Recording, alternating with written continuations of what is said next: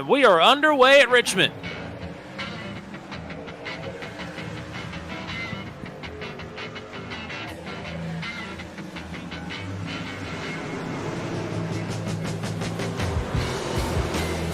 Griffin on the outside will take the advantage. Smith under fire from Lehman. Some contact a little bit farther back. We're 3 wide.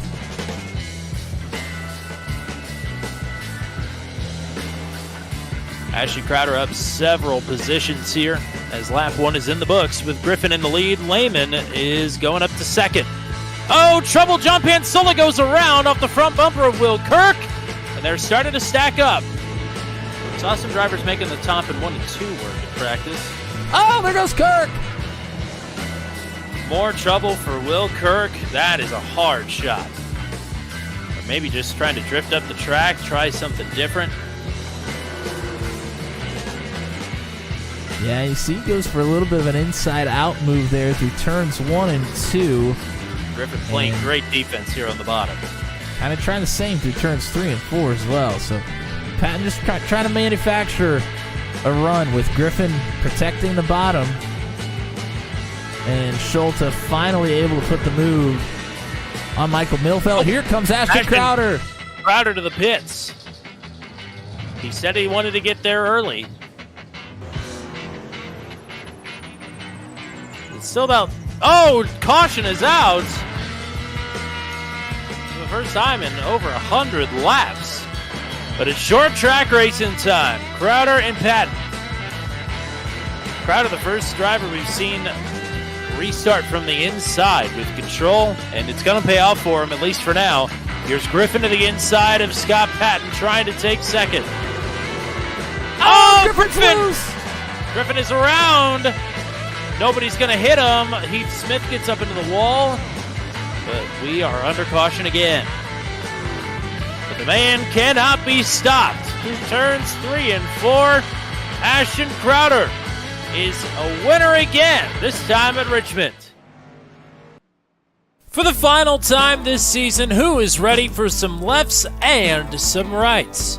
Yes, it's a quick switch on the schedule, as originally this was supposed to be the Charlotte Roval, but since there's no setup for the Charlotte Roval, we find ourselves now at Sonoma. Round number 15 of the season promises to be one of the most challenging to date for the drivers of the Maximum Velocity Racing League. They'll be trying to pull off the miraculous feat of going 60 laps in wine country to bring it home, not just to take the checkered flag, but really just to survive this race, I'm sure is the goal for the majority of the drivers in the field tonight. Howdy folks, Tommy Cook, the GOAT Matt Williamson will be along here momentarily. A quick look now at the points after Richmond last week. Another drive through the field for Ashton Crowder sees him extend his points lead by just that much. Up to 54 points now, back to Andrew Schulte, who has claimed the second position outright from Justin Michael. A long race here tonight in the Valley of the Dead Grass. Sonoma Raceway plays host to round 15, and it's around the turn here on turn 200. A blind knight that uses echolocation, viewing the dark, treacherous world through sound. Trapped in a dungeon keep, endangered by combatants, where hazards lurk around every corner. Make sound to have vision, but don't be stealthy. Avoid impaling threats throughout the dungeon to escape. Engage with other prisoners. Rogue Knight I've been hearing about. Could you find the key and unlock my cell? Free them to fight back with more allies. Let's take this guy.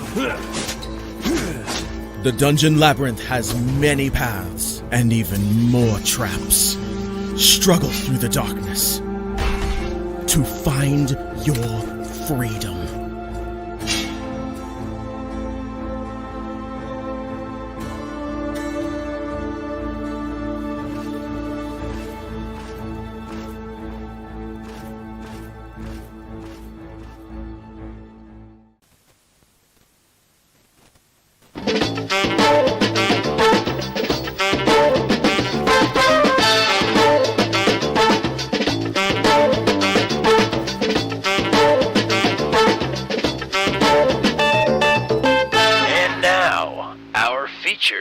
presentation.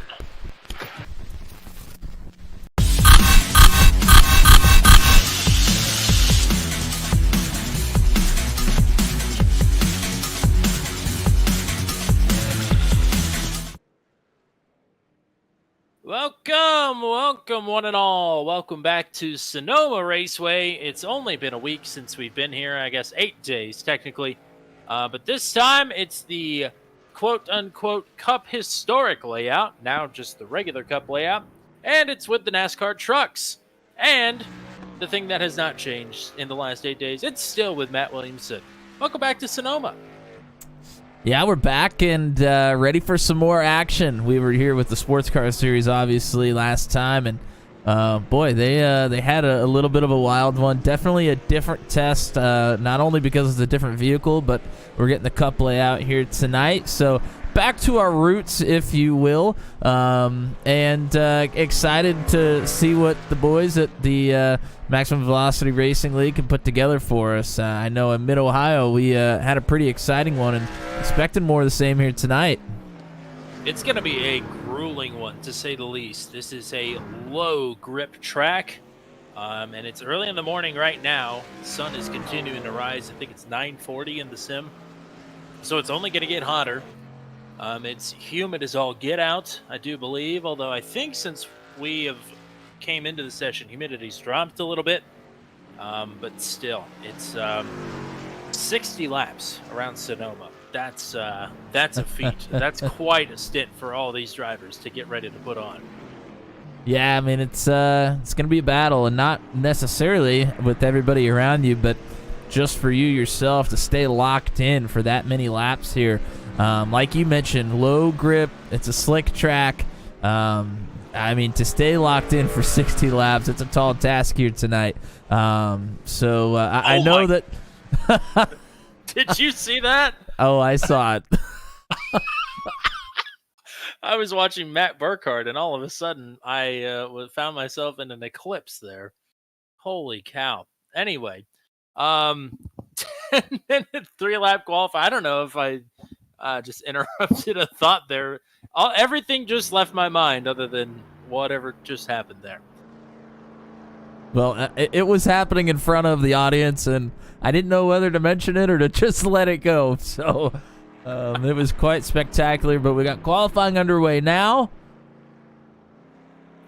And do I even need to mention who was fastest in practice? Probably not. He's on your screen right now. I think everybody can imagine probably who it was. Johnny Hamby did put in some decent laps, and again, he finished second to Crowder at Mid-Ohio several races ago. But Ashton Crowder had the time to beat by quite some margin. And 3 laps, although lap 1, more than likely, going to be the money lap unless you really biff it the first time. Yeah, definitely. I mean, the tires are going to go away pretty quick here, so you definitely want to make the first lap the good one here.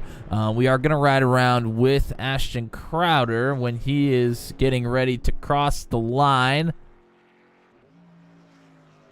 He elected not to go through the S's that time. Instead took a bit of an escape route. And Greg Mall hanging out with us in the chat. Checking in from the Vegas Strip. Says good luck to the Bandit boys. Michelle Kirk is cheering on Will, although I don't think Will's here. I hate to say that. Just in case Michelle decides to leave. But Will is not in the session. At least not yet. But here we go up the hill and around turn 1 for Crowder.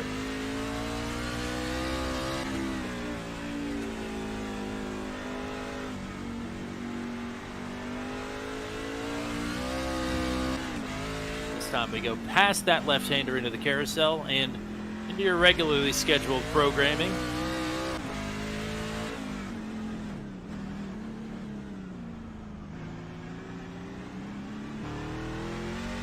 Around turn 6 and now through the S's.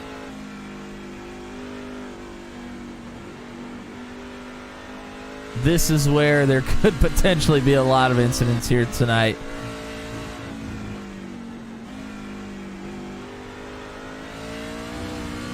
And you see the wheel being worked all over the place here for Crowder. Oh, way wide, a huge lockup there. He's not going to be happy with that. Well, he may have gotten an off track as well. He went one. No, he did not. Nope. He does put up the time. Wow. It's a 1:17.11.6. That may be good enough for the pole, but he's going to wish that he had that lap back for sure. 1:17.59 is the next closest lap right now by Justin Michael. They have 3 laps at their disposal, but like we said, first lap is going to be the one that you're going to want to bank. And we're watching Andrew Schulte. He just went through start-finish. He's moved up to 3rd in qualifying now.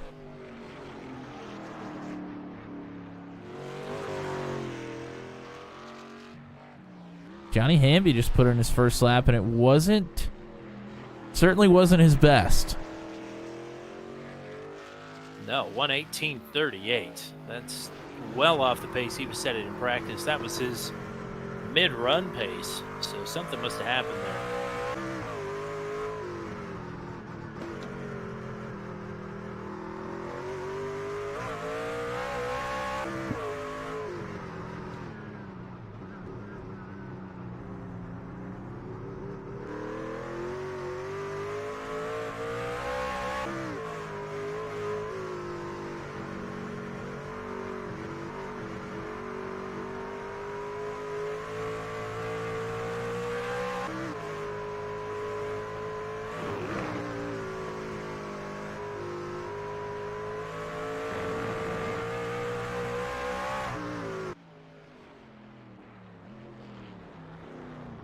We'll see if Hamby's second time around is going to be... Oh, no! Oh, man.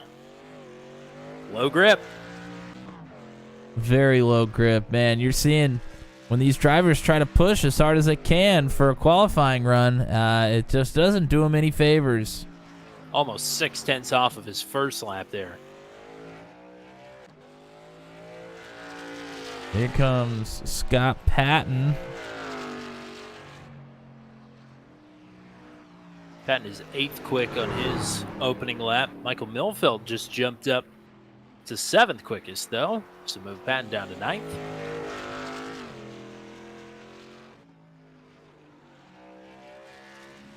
Matt Radalasso currently in 8th now.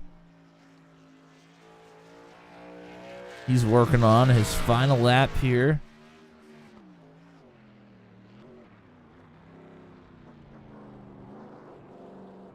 Oh, man, you see the back end step out of Radalasso through the hairpin there as well.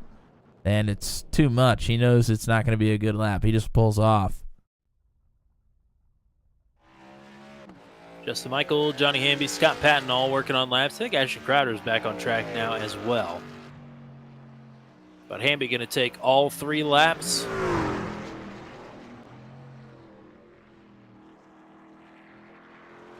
I think Justin Michael actually just improved. And Hamby just went up to 3rd on the final lap. Wow. So that's pretty impressive. Still 9/10 off of what he ran in practice, but I mean, well faster than his first 2 laps. Well, Hamby did a lot of mid to long run practicing from what I could tell. So, I'm sure that starting 3rd definitely isn't the end of the world. I mean, if he would have started back there outside the top 10 with the first couple laps not being that great, may have been more of an issue. But I think starting 3rd, he's still going to be happy with that. Andrew Schulte is 4th quickest. I think he's working his final lap right now.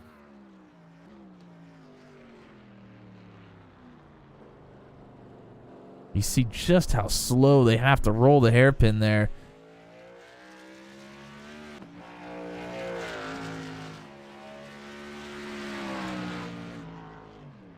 (1:17.7.24). That moves Hamby. Moves Hamby back to 4th. So still on the 2nd row, but not quite the same position.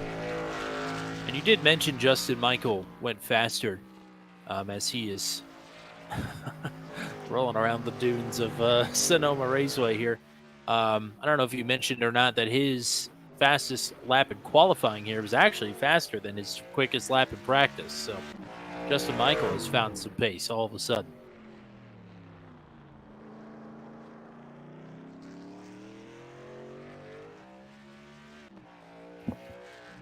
Schulte, despite taking the checkered flag, still out on track. So is Ashton Crowder. Yeah, Crowder's still working on a timed lap, though. This will be the third and final one for the 27. So we'll see if maybe if he can follow in Hamby's footsteps here and post his fastest lap on the checker lap.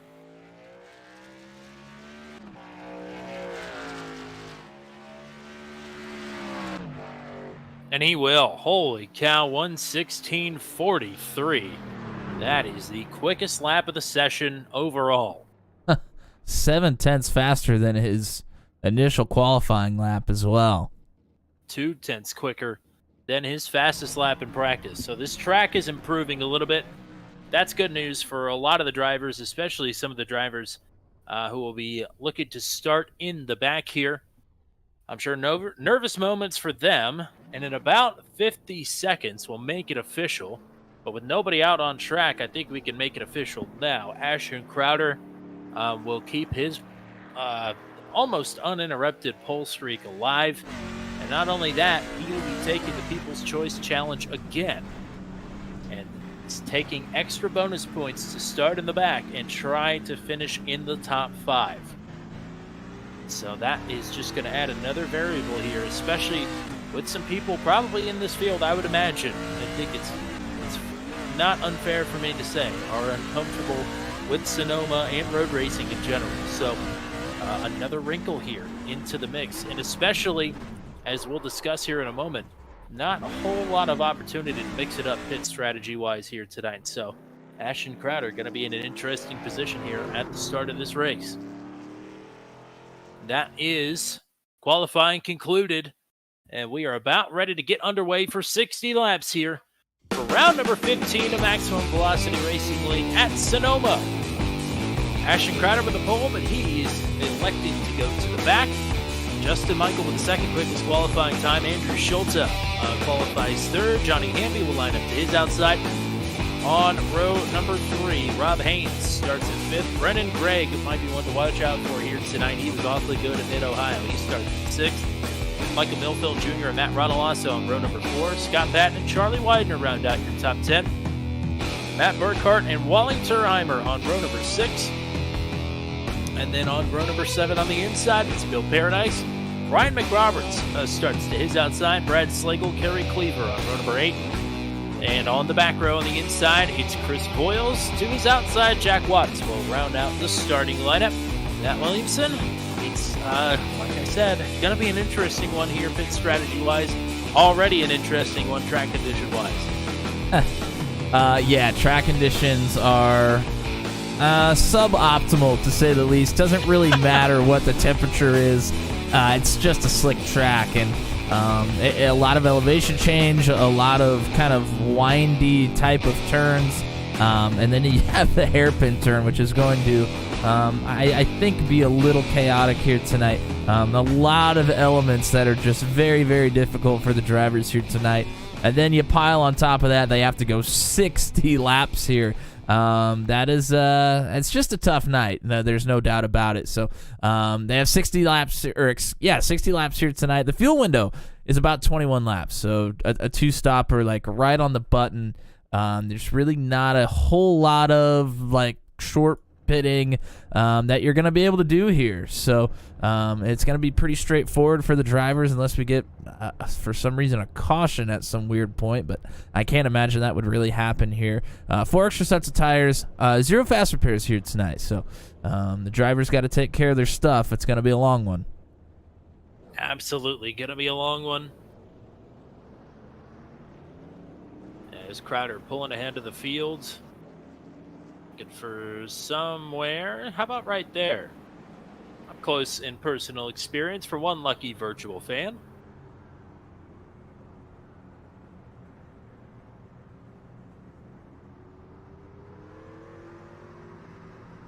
Every time Crowder has voluntarily put himself in this position, he's come out on top. The one time he did not voluntarily put himself in that position, had to serve a penalty, finish at the tail end of the lead lap. That was a little more difficult. But this is going to be a tall order, even for a driver of the magnitude of Ashton Crowder. Especially if Michael Schulte and Hamby can get hooked up and hooked up quick here. Any one of them.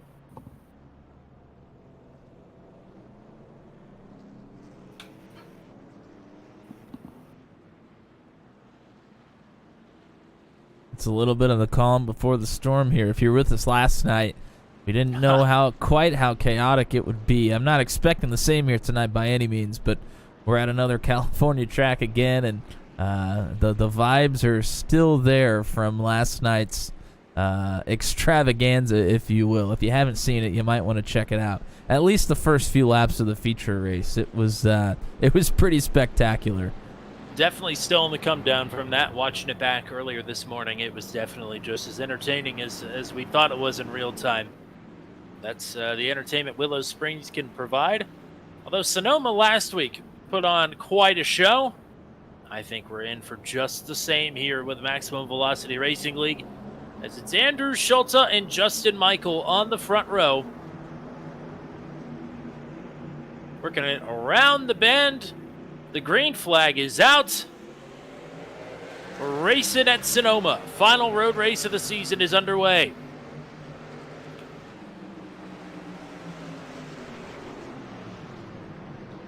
Schulte leading Michael.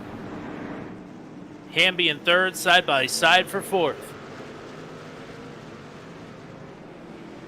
Yeah, pretty calm throughout the field right now, actually. Probably shouldn't say it too early here, but... Oh, one driver is off. Crowder is 3 wide. He has already made up 6, 7 positions, maybe. He's up to 11. Yeah, and he pushed it to the inside there. Gets around Brad Slagle. And you're right, making up positions in a big hurry right now. Schulte just fended off Justin Michael. Scott Patton gets a big run through, gets past Brennan Gregg. So move Patton up to 5th.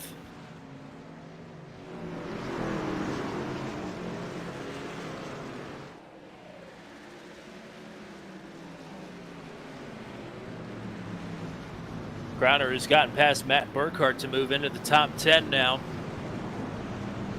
As Andrew Schulte working around the dog leg there will bring the field back across the line. The lap 1 is complete. Only 59 more to go.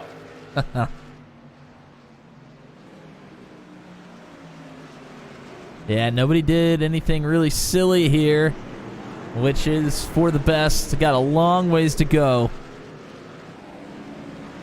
Oh, one driver just went off. I think it might have been Matt Burkhart, and indeed it was. Don't think he hit anything, though. As Ashton Crowder's gotten past Charlie Widener. Already knocking on the door of this truck trio here of Rodolasso, Greg. And now, here we go for the lead again. Into the S's. That's the same move Michael made last time. And Schulte still maintains control of the field. Yeah, Hamby all over Justin Michael as well here. They're allowing Michael Milfelt to hang around also. Oh boy, here comes that big pack you talked about. Crowder to the inside of Greg, or of Rodolasso, I mean. Rodolasso nearly made contact. Moving over a rumble strip. But Crowder gets through without issue. He is already almost to the front here. It's going to get a little bit tougher as he tries to march forward. And certainly get farther into the top 10 here. The drivers are not going to be as nice. Next up for Crowder will be Brendan Gregg. Scored as number 18.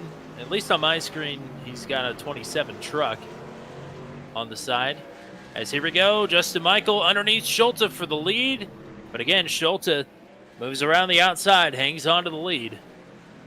Michael keeps wanting to drive it deep, but does not want to spin his teammate out. Especially since Schulte right now, second in the points, Michael third. Really don't want to fuel that fire. Well, and Michael needs to be careful where he picks his spots to pass, too, because he has Hamby all over the back of him. If he makes it in a precarious spot and slows himself down, Hamby is right here to capitalize.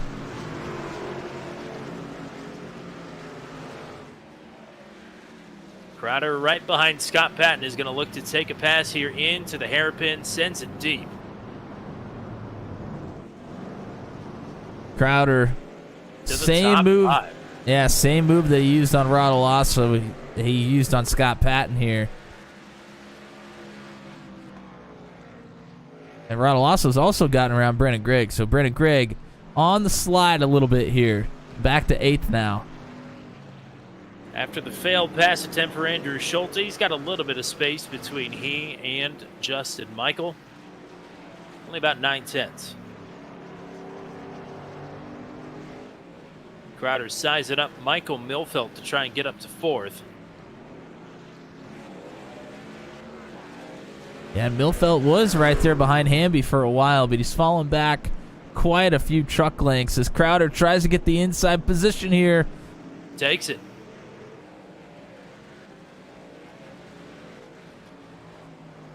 Now Radulasso looking to get around Scott Patton as well. Patton working on Milfelt too. The Milfelt, he's starting to move back a little bit. It doesn't take long. If you're not treating your tires right, they'll let you know real early. And there goes Patton to the inside. Radulasso's going to take it 3 wide. Oh, Milfelt spins out. Oh, no. And he is back around now. Loses 2 more spots in the process of trying to get moving. And the drag race for Patton and Radulasso. Patton actually wins it.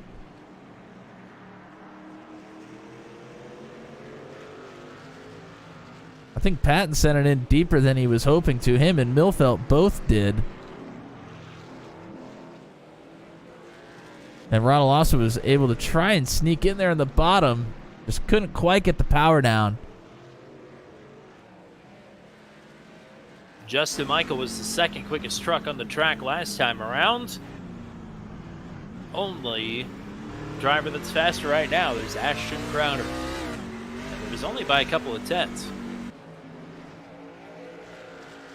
Crowder has now got Johnny Hamby in his crosshairs. Might look to make that same move into the hairpin here. And he will. Oh, he dives way to the inside here. Crowder to third, and the top 2 are right here. Crowder on an absolute mission right now. It's lap 6. Crowder has gone up technically -2 from where he qualified, but up 16 from where he actually started on this grid. And we go back to Radulasso, still trying to make a move here on Patton. He's been all over the bumper, the 46 for a couple laps now. Hasn't quite found the opportunity. Looks to the inside here. Will not force the issue.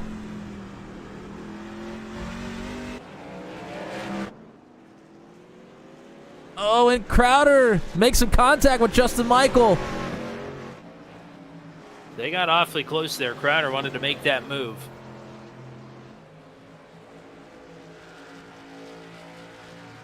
He might make this same move once again.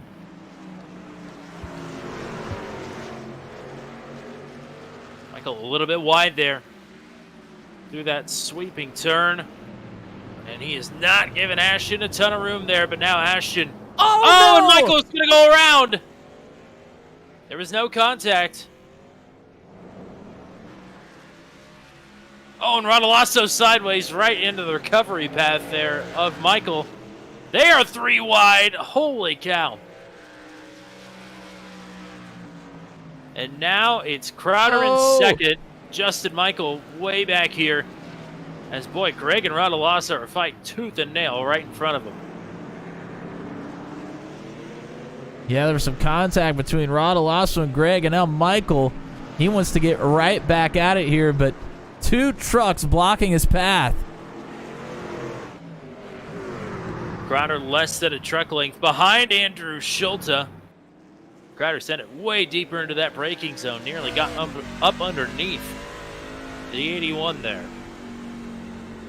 This is looking to play out just like it has the last 2 or 3 laps, with Crowder making the move into the hairpin.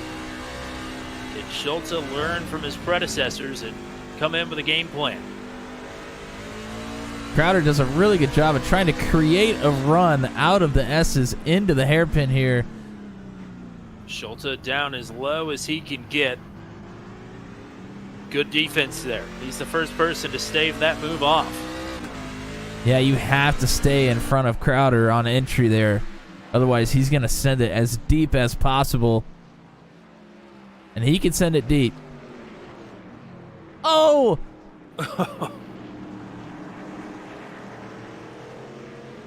Deep to the truck bed, almost.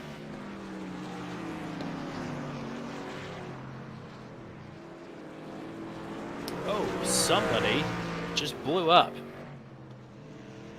I think it was Chris Voiles. Oh, no.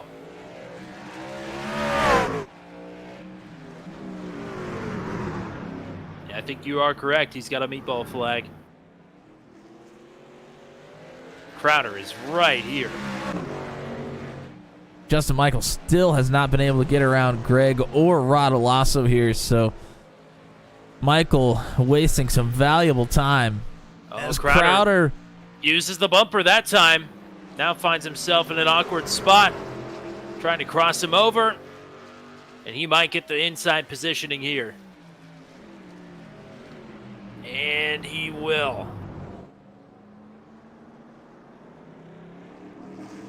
Schulte able to put the power down out of the corner, though. Hugging that inside wall. Schulte not going down without a fight.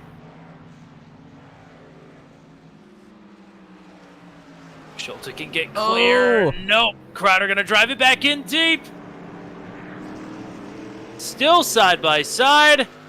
Crowder not clear. Now he is. I was going to say somebody's going to have to give into this one. Can't work through 3B side by side without somebody going into the grass end of the wall. Well, good on Andrew Schulte, though. I mean, he fought very hard to try to keep that spot, or at least stay even with Crowder, and he did for about a half a lap, but he was on the disadvantaged side of trying to stay right beside the 27 there. Fought as hard as he could, but he was in a tough spot. So Crowder to the point after taking the People's Choice Challenge.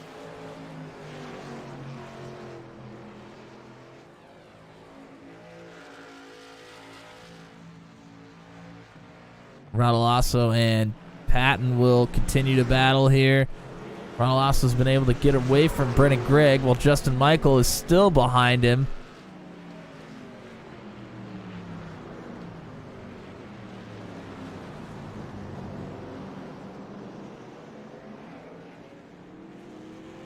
Greg just had a big slip up there out of the hairpin. And it's going to allow Justin Michael to move back on through, so move Michael up to 6th. Matt Burkhardt has been on and off pit road. He had an off track in the first couple of laps of this race. I don't think he hit anything. Maybe that's the missing piece to the puzzle with what happened to Chris Voiles.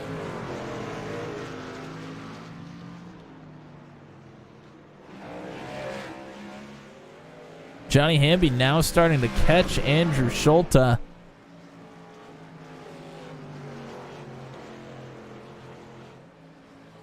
Yeah, with Schulte battling with Crowder the last couple of laps, Hamby has been the fastest truck on the track.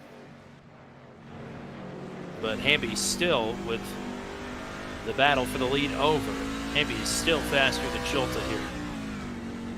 You can see how slick this track is from watching the wheel of the drivers. They're sawing that thing back and forth through the S's because there's no traction there, sliding sideways constantly through those fast turns.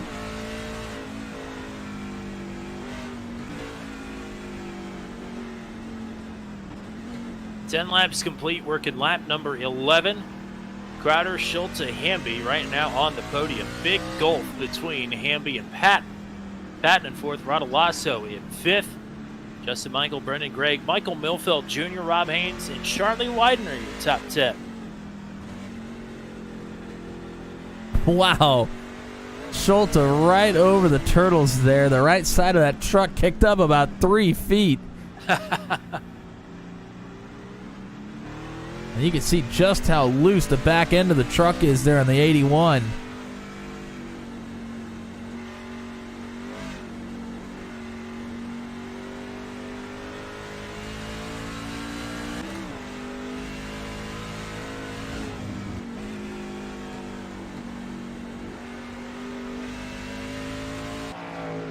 And Kerry Cleaver is going to call in tonight. Just inside the top 10, Rob Haynes looking to put a good run together here in the middle of the run. He has Michael Milfeld right in front of him.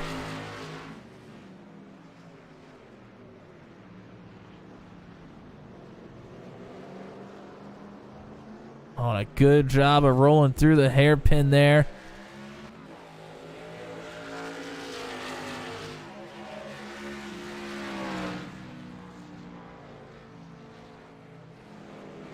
Well, we had Shelly Mall in the chat rooting for Justin.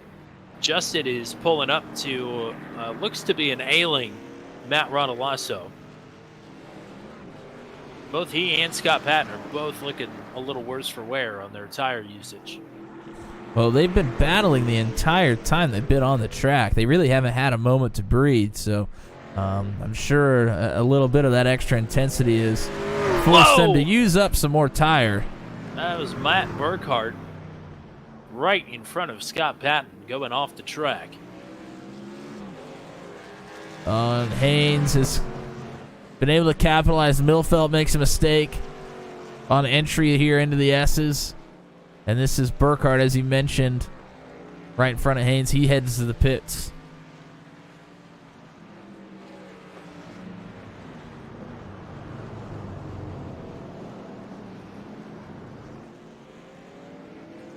Justin Michael way wide there through the hairpin. But Michael's truck looks a lot steadier than Rodolasso. Especially you could tell in the fast sweeping turns. 49 looks unsteady. The 87 looks pretty planted. Yeah, Michael went for a big move there and just sent it a little bit too hard, but did his best to not have to really light the tires up and lock him down. He just went a little wide there through the hairpin.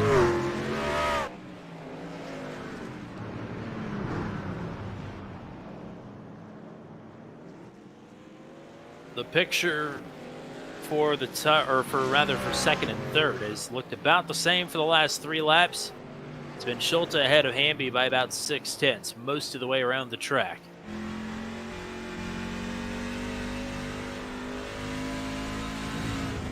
And not a surprise, Ashton Crowder has driven away from these two. Yeah, the gap back to Schulte is 7 seconds now.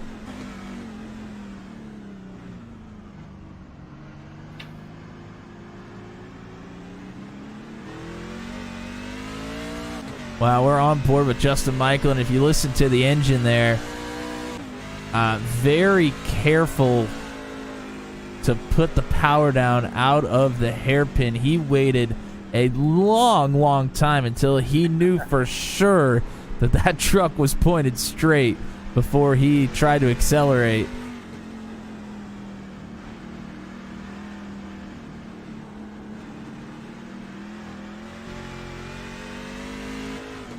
So fuel window around 21 laps. In theory, you can pit on lap 20. And I guess if you don't shift, you can go to lap 22. I don't know why you want to. I would think you would want to get in as soon as possible to get new tires in, but it's just a really narrow window with a 60-lap race. Yeah, I think you're going to come in right on lap 20 probably. There's not a ton of traffic around here, and you don't really want anybody to leapfrog you it's so difficult to pass here. You don't want anybody to leapfrog you on pit road either, so I would think he would come in as soon as you hit the number that you need to, which is right at lap 20.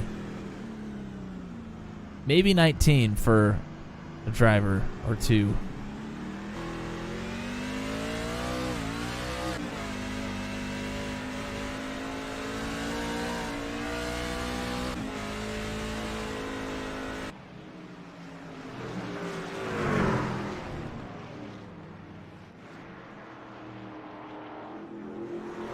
We were just watching Justin Michael. He's still trying to work on Rodolasso, but tires starting to dwindle on him.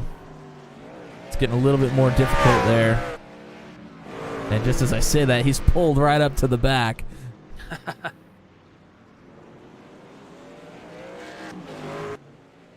Michael with a run. Here he goes. I think Rodolasso may have just let him go through there. Well, I think Rodolasso got a little bit loose out of that corner, too. A little mistake. And Michael was able to carry more speed there, and Rodolasso didn't want to fight him too hard.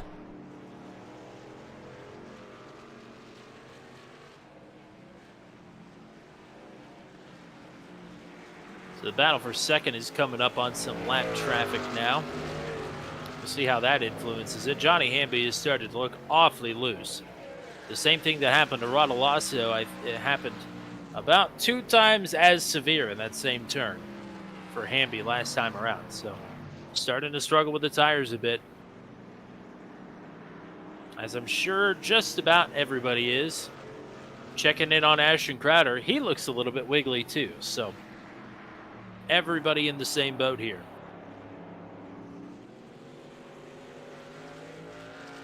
Yeah, trucks are definitely starting to get uneasy here. And you're just trying to survive to your number now.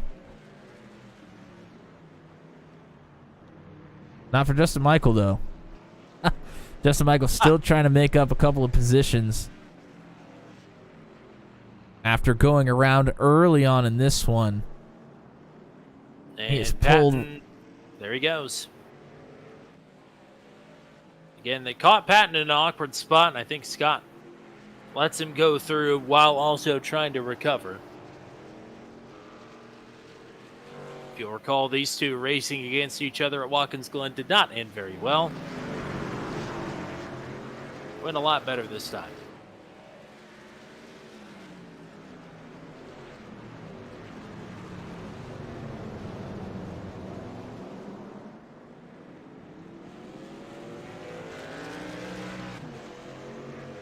Lap 17 up on the board. Pit stops in 2 to 4 laps for the field.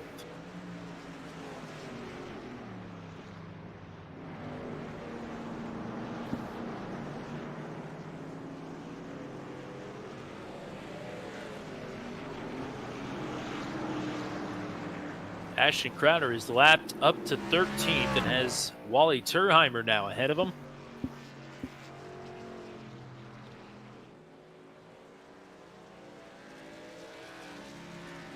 Oh, yes, good to point out as well. Nicholas Morse said he called it on lap 1, 3 wide on lap 1. That's exactly what happened. So good call.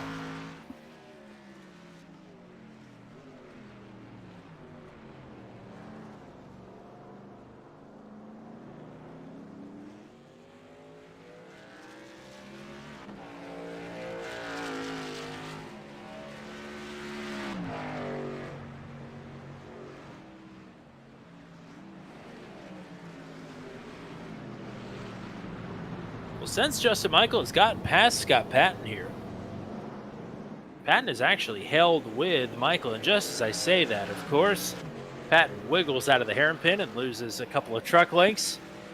But still, I mean, within spitting distance of his teammate here. No, he's definitely been able to hang on for sure. Oh, but McRoberts is going to slow down Patton and might let Rodolasso into the picture here. Oh, my. Well, Brennan Gregg ran wide into a tire barrier and picked up a meatball flag, and his night is over.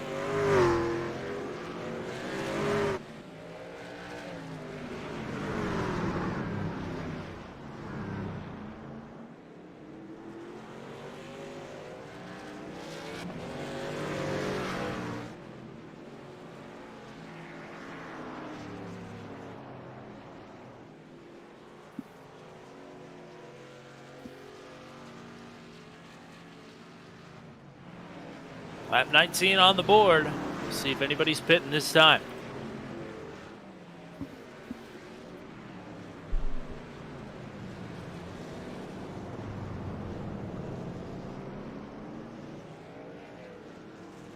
Oh, and Brad Slagle off the track. Trying to get things regrouped here. He's back in 10th. But he had a big gap back to Wally. And when I say big, it's still 28 seconds. Yes.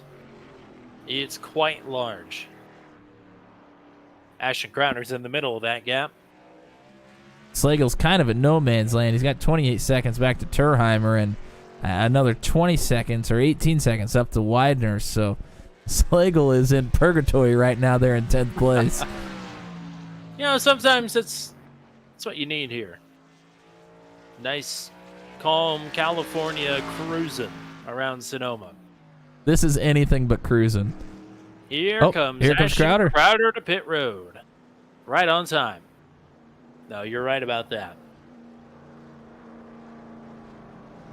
See how the rest of the field responds. Schultz is going to come in. Hamby stays out. Next up will be Justin Michael. He stays on track. Patton is pitting. Rodolasso pitting as well. Rob Haynes is pitting. I think Patton made some contact with the outside wall here on pit road. It's a tight entrance. And these drivers need to get everything that they can get. Milfeld stays out.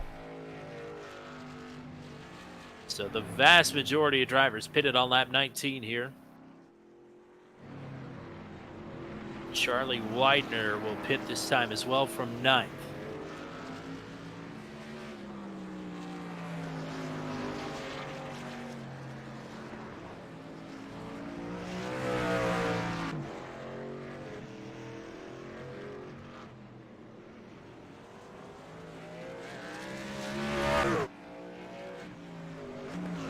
And Charlie Widener's picked up a meatball flag somewhere. I'm not sure.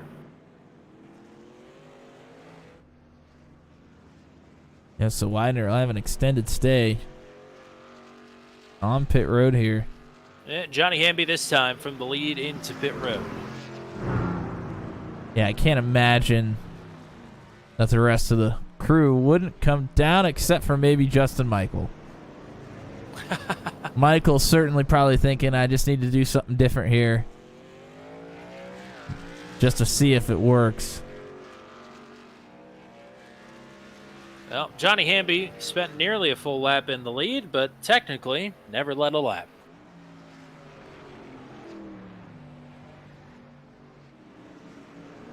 And Crowder is not far behind Justin Michael. Isn't that something?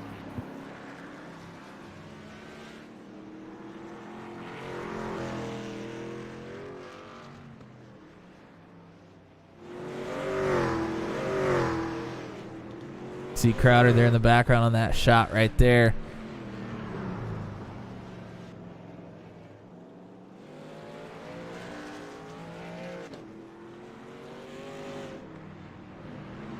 And Patton and Rodolasso have come out of the pits and are right back at it again. Rodolasso has gotten a nose out in front of Patton. He's able to clear here.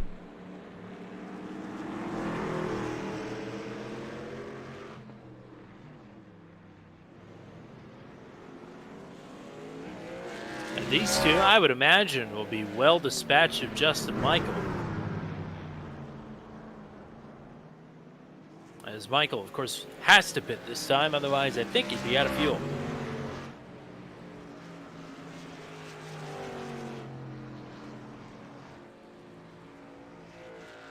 $117.23 for Ashton Crowder.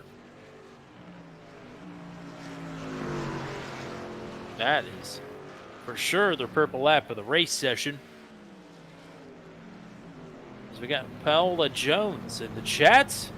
Austin Hawkins' friend, hello, or good morning to you.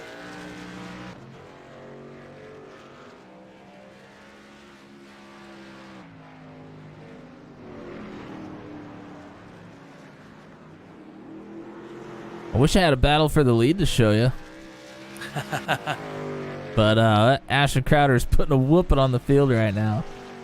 Yeah, and that's shouldn't be a shock to anybody at this point. Crowder has showed his dominance at every single track type except for the super speedways, and still he was pretty sporty at those as well. We've seen a battle here between Justin Michael and Scott Patton once again. Michael to the inside, same spot he's made most of his passes here tonight.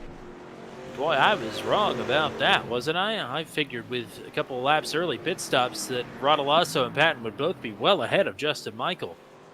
And yet Michael came out right behind Patton and now has a little bit of work to do to track down Rodolasso, but with fresher tires, it shouldn't be too much of a problem. Yeah, I think Patton just has either struggling a bit here or he is saving his tires pretty heavily. Because Rodolasso was able to pass Patton with ease and get out 2.5 seconds in front of him, which Patton had just the same pace, if not more pace, than Rodolasso in the first run. So maybe Patton just laying back a little bit here, letting the boys battle, and saving some tire for the end of the run here. Rodolasso just ran his fastest lap of the race, 1:18.229. As Matt Burkhart off the track to the right of Justin Michael, trying to let him go through.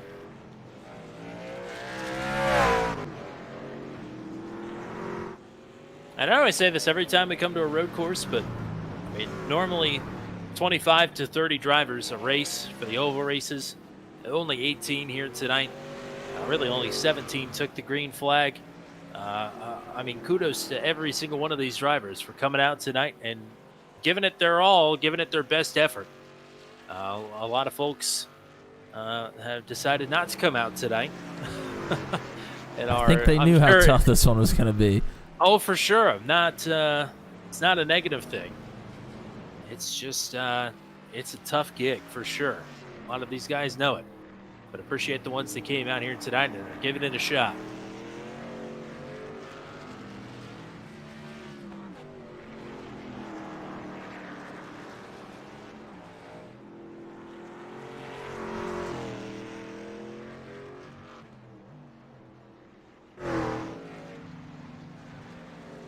Closest battle on the track right now is between Michael Milfelt and Rob Haynes.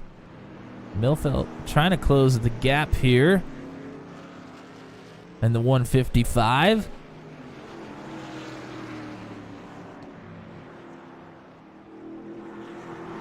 Oh, Haynes awfully snappy there.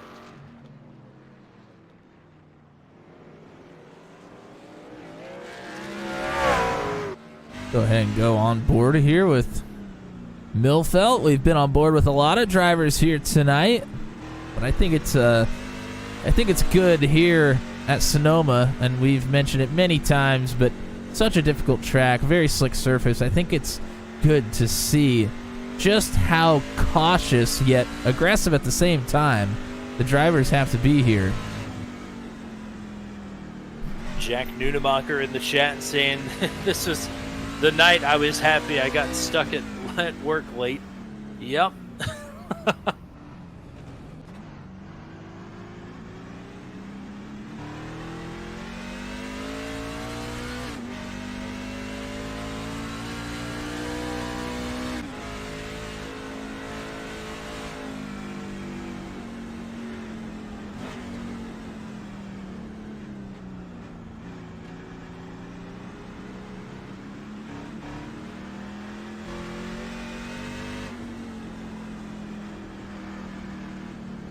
So Milfelt getting closer to Rob Haynes here.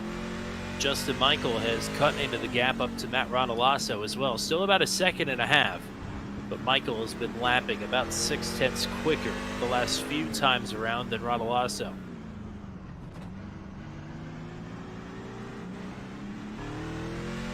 As there goes Michael Milfelt through on Rob Haynes. Haynes way wide into that turn to start the S's and lets the 155 right on through. Yeah, it's definitely been a hot spot for passes there and then entry into the hairpin. Knew those were going to be two of the main spots here tonight.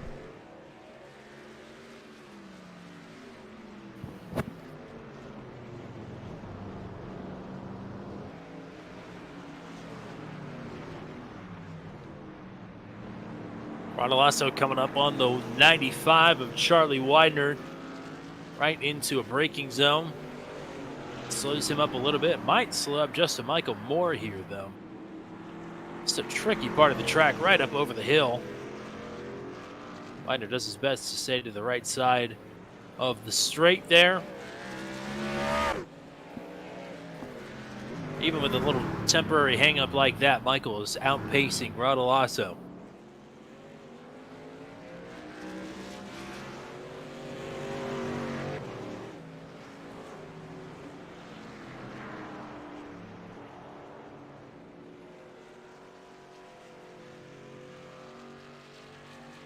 I think Schultz had a big moment somewhere and we missed it, but he's still in second, but he lost nearly 2 seconds of his advantage back to Johnny Hamby.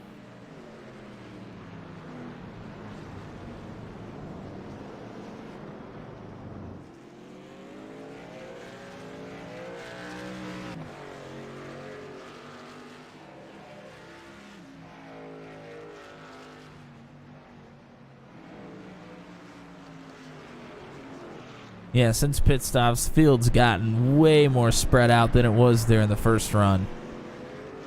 Thought we might see some drivers come a little bit closer together, and we saw Rodolasso, Justin Michael, and Patton do that, but everybody else kind of spread out even more.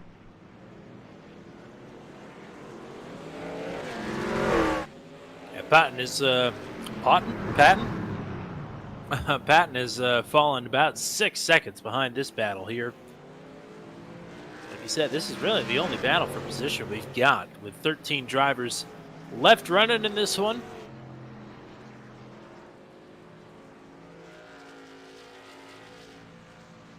Since Millfield has gotten through on Haynes, he is pulled away by almost 4 seconds.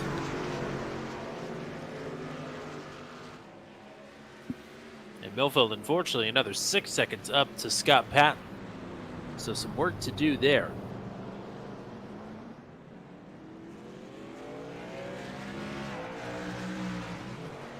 Justin Michael live over on Floorboard Deep.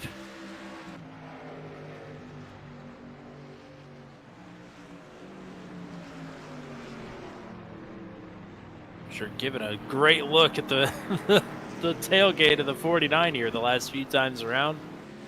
It's getting awful closer here.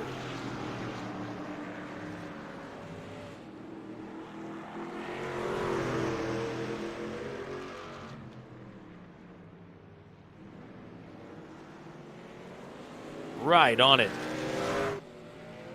And Rodolasso going to let him through. So Michael now up to 4th.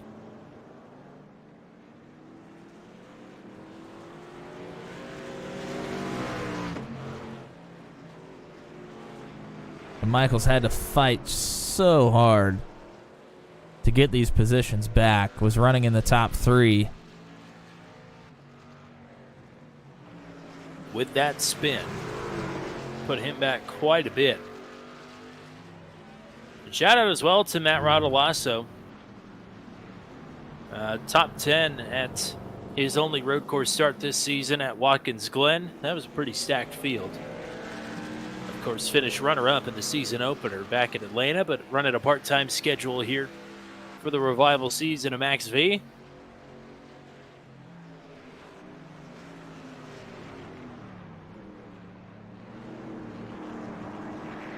Ashton Crowder continuing to show the way, continuing to pull the way.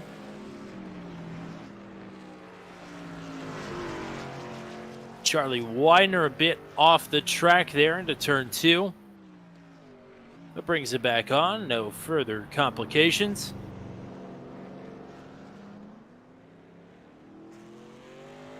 Brad Slagle is on and off pit road. There were a couple of drivers that were off sequence. Matt Burkhart was one of them, but he has since retired from the race.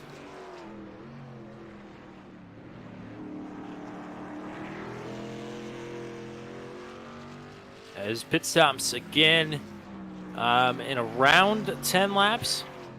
I think maybe a little bit less than that for the majority of drivers who pit before lap 20 last time around, unless they decide to go long this time.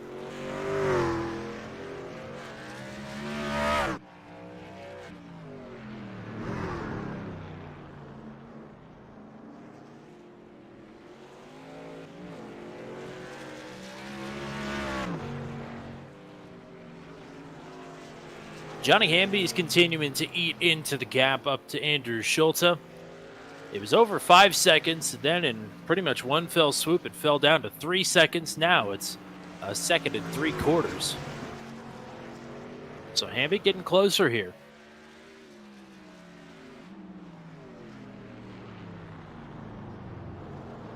When I say closer, I mean visibly closer by the turn here. It's almost down to a second now.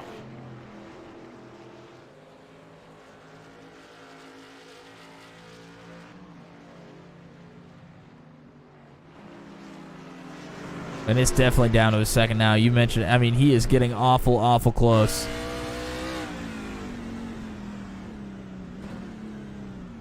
You can measure it in truck lengths. It was 1.8 seconds to start this lap. But Hamby is here.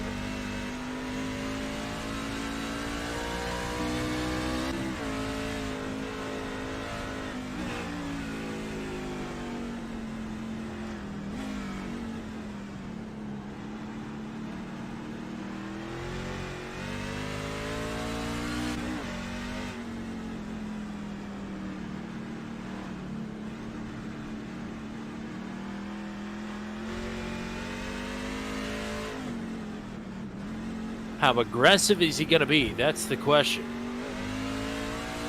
Maybe stay out one lap longer than Schulte.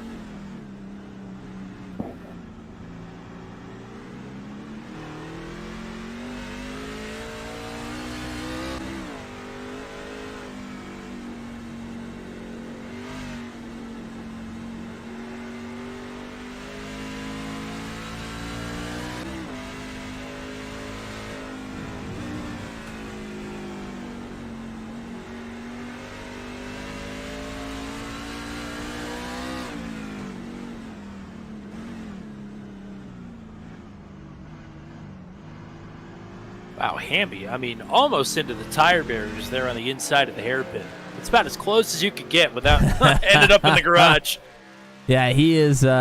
He's trying to create a run, I think, out of, or I can't really call it a run, I guess. He's just trying to carry more momentum because you have to be all the way off the throttle, all the way through that hairpin until you can start accelerating. And here he is. He's pulled right up to the bumper now. Yeah, he is certainly been generating the runs here. It's just a problem of finding a good place to get around. Oh, big clip of the barrier, or the turtle that time for Schulte. Hamby inching closer. Bill Paradise has just hit pit road. Still a few laps away from the majority of the field getting back down pit road for their final service of the race.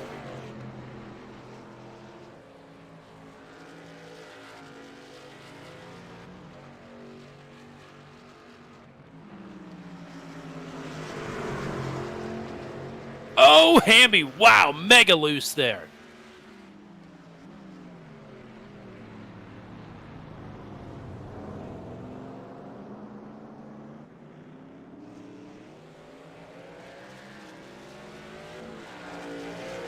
Snap oversteer at all the wrong times. Prevented Hamby from making this move. Well, we're starting to get into this run now where we saw in the first run, and we got to 14, 15 laps in, it started getting really, really slippery, and the guys were having a really hard time with the trucks. And we're getting to that point here in the second run now.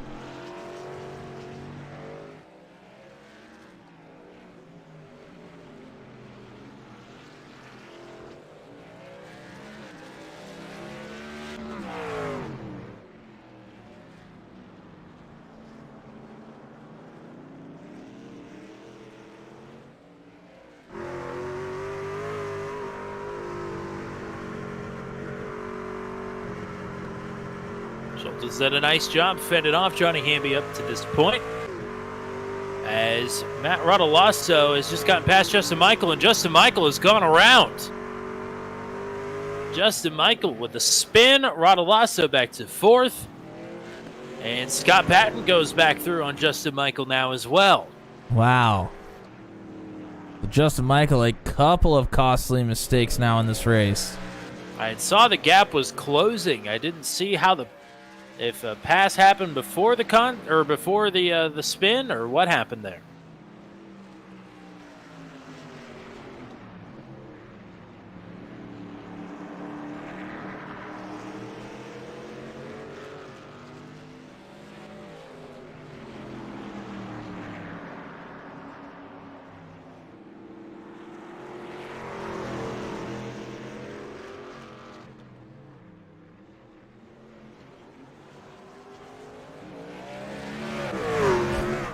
We go back to this battle between Hamby and Schultz we've been watching so closely. The closest battle on the track by far, but Hamby's now starting to struggle a bit. Yeah, he put in a nice stint to get back up to Schultz. Since he's gotten here, he has had a tough go of things.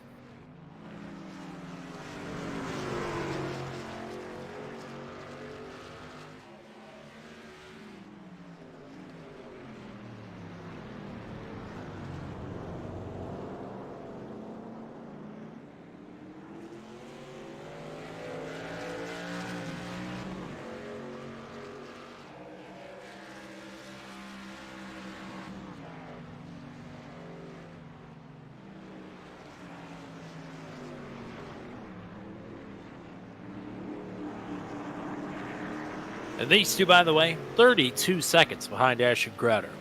That is unbelievable. Crowder is doing an incredible job up front. Oh, Hamby. Way off the line there through that section of the track. And the gap has opened up big time. Well, not big time, but I mean comparatively to what it's been, this is big time. It certainly is. I would imagine Hamby's going to try and get in as quickly as possible here. But he's going to have to wait at least 5 laps. Scott Patton just went off into the dirt. Here goes Justin Michael with a look now to driver's right into the right-hander. Oh, wow. Wow. Some hang time there. Not as much as he got at the end of practice, but...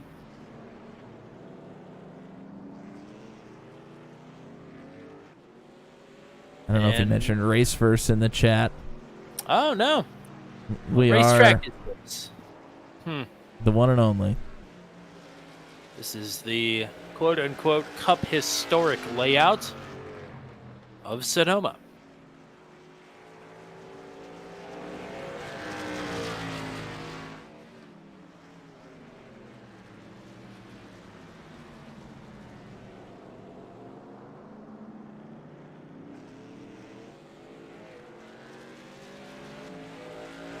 And no, it does not have lights.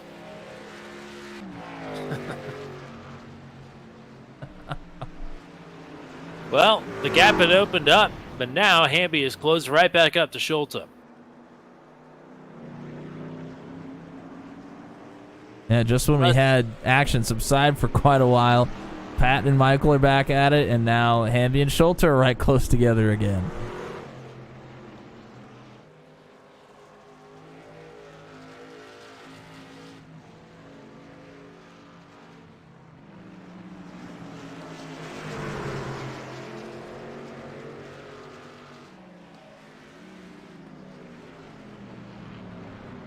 Yeah, Michael has been sizing up Pat in the last few turns. Try and get back around. Michael's done a nice job on his recovery efforts thus far, but I think he's tired of recovering at this point, if I would have to guess.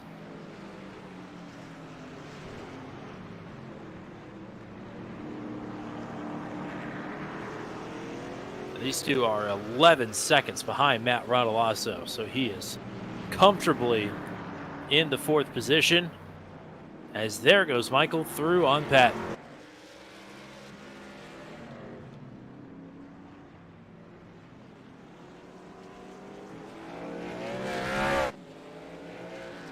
move Justin Michael back up to P5. Hamby again, right here, knocking on the door. Here comes Ashton Crowder to pit road. That's a lap earlier than I thought was going to happen.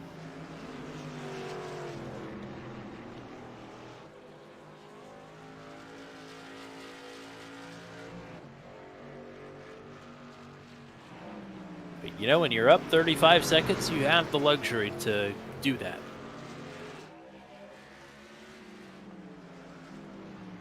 And here comes Schulte now to answer. That leaves Hamby out again. All right, so they can stretch the field a little bit farther than we thought. Rodolasso will stay on track. Justin Michael has started to ditch Scott Patton. Will Michael stay out long again? Yes, he will. Scott Patton will also stay out. So will Michael Milfelt, and the last truck on the lead lap is Rob Haynes in 8th. And he also will stay out. So only a couple takers this time in Crowder and Schulte, 1st and 2nd.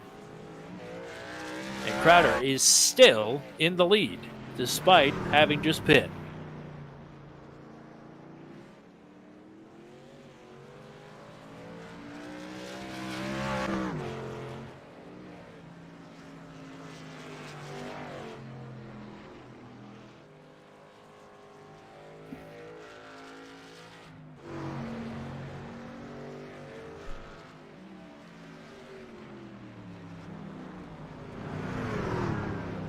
See if Hamby now is going to answer. Nope. Stays out for another lap. Patton is right on the bumper of Justin Michael now. Nearly made contact with him through the S's. Rodolasso stays out. Teammates yo-yoing here for what would be the 5th position, as they both got pretty loose there. And they both stayed out as well. Yeah, neither of them come in either. Oh! Oh, no! Michael was loose, then there was contact. And The Michael, third time. not the charm. I'm Wow, sure the communications right now are less than charming for Justin Michael. Oh, man, it's been a rough day for him. Yes, it has. As that is Schulte ahead of him on fresh tires going back through Michael Milfelt. So Schulte should cycle out to 2nd. Possibly, anyway. We've yet to see Johnny Hamby hit pit road. I'll have the opportunity to do so this time. And he bypasses again. Wow.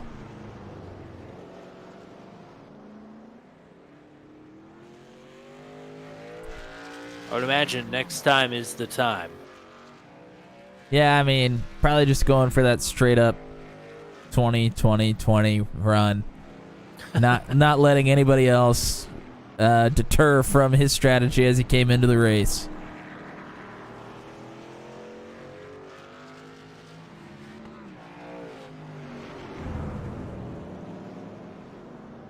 Patton and Michael down pit road, Rodolasso down pit road. And Lance Ackerson cheering on Wally Turheimer. Wally's on pit road. Yeah, Wally might be 2 laps down, but he's still got a top 10 run going here. And that is nothing to sneeze at a track like Sonoma.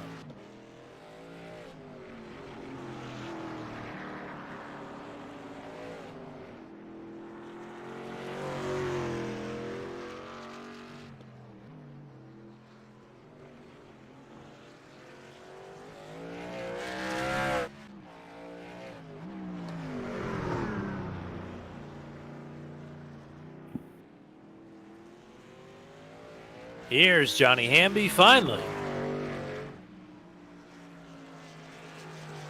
And Schulte did not really get out into a clean window here. He's had to work through some slower traffic, whereas Hamby has hardly had to deal with anybody. So that may equalize the times a little bit. At least enough for Hamby to get back at Schulte late in the run like he did this time. Yeah, we'll see. Hamby finally gets in the pit box here, and Schulte is coming out of the hairpin. So it might still be advantage Schulte, but Hamby will have the fresher tires here. And we'll have to try and track down Schulte again. Yeah, Hamby's going to be quite a ways away from Schulte now, though. Gap's going to be about 10 seconds, probably.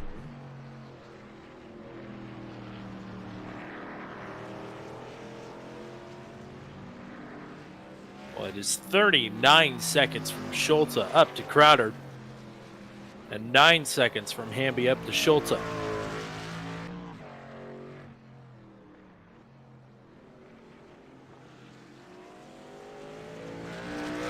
Michael Milfelt on pit road and now is leaving.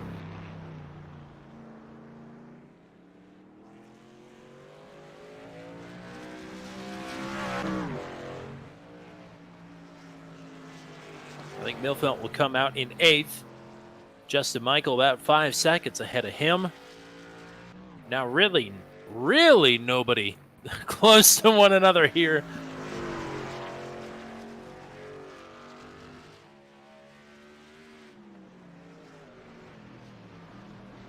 So some time to work.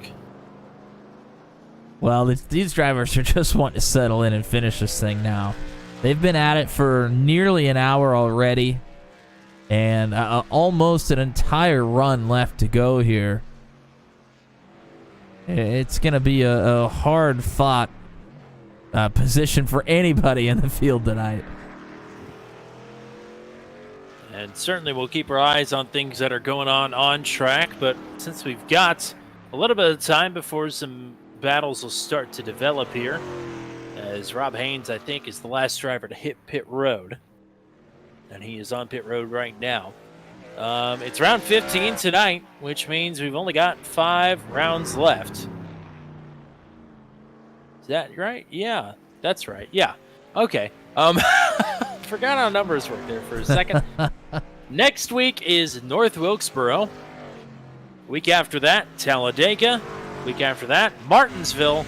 Then Dover. And then Las Vegas. That is going to be a chaotic stretch to close this one. Even if you don't particularly think Dover or Las Vegas are going to be chaotic, we had a practice race in Las Vegas to start the season, and it was pretty chaotic. Yeah, it was awesome. I mean, no doubt about it. We've been excited for that one ever since we saw the practice race. I mean, we only had maybe, I think, 17 drivers or so in there, so expecting some more there for the finale. Oh, boy, Schulte. My goodness. Barely saved that as he headed uphill through turn 1.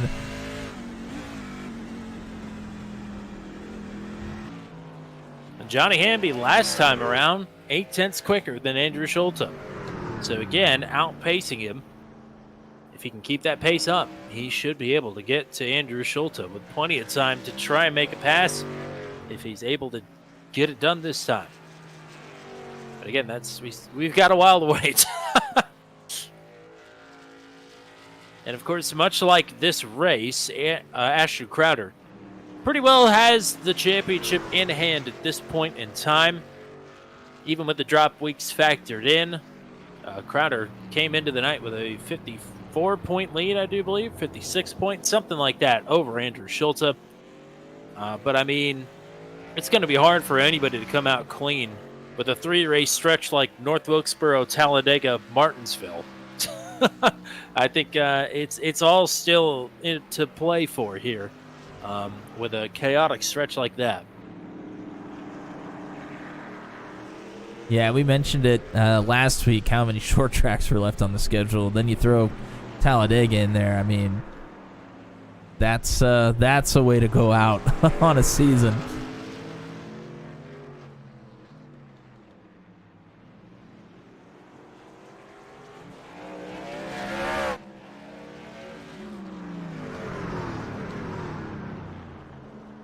Oh, Justin Michael has crashed and towed back to the pits. Wow. So the Bad Knight is gone completely off the rails. Oh, yeah, he has destroyed that truck, and he is disconnected. That is, I mean, that's one of the toughest nights I've seen in a long time. Yes. And that's saying something. We have a lot of races on this channel. Yeah, this was the horrible, no good, very bad night for poor Justin Michael.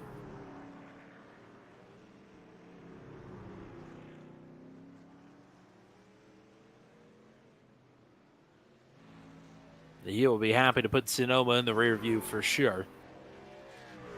And head to North Wilkesboro next Thursday night.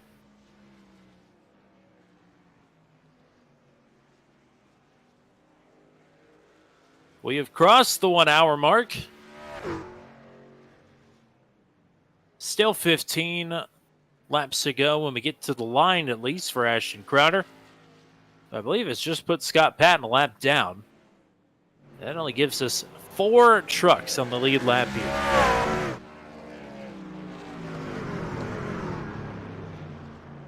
Remember Ashton Crowder started at the back of the field for this race? No, I don't remember. How could you after the performance we've seen? Yes. Was to the lead in 7 or 8 laps. Has absolutely not looked back. Tell you who might be starting to look back a bit, though, is Andrew Schulte, Johnny Hamby. Again, when they came out of the pits, gap was a little over 9 seconds. It is now under 6. Yeah, and Schulte has not looked comfortable, even with the newer tires. No. Schulte really has not looked that comfortable in the truck. So, he's really hanging on for dear life right now. Last lap for Andrew Schulte, 1:20.072, and actually for Johnny Hamby, slower than that. So Hamby encountered some problems this last time around. I think had to work around Ryan McRoberts. Probably slowed him up a little bit. But Schulte will take what he can get at this point.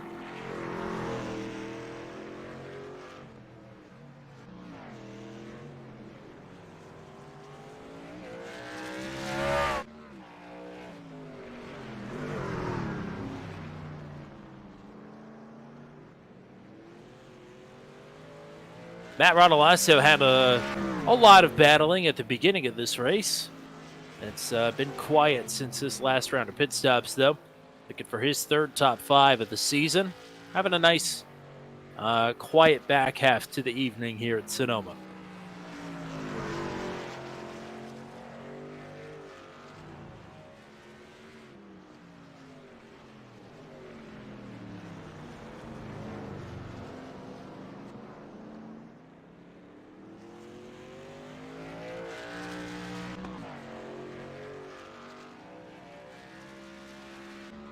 And Charlie Widener is on his own lap. So that's got to be somewhat of a good feeling, at least, to know that it's going to take something really rotten for you to lose positions, although going to be hard-pressed to gain them as this one goes along. Oh, and just as I say that, oh, that was a jinx. He goes around and nudges into the wall. I did that one to him, didn't I? We've done a lot of those this week. I think so. That's right. Like I was just saying, he didn't lose any positions.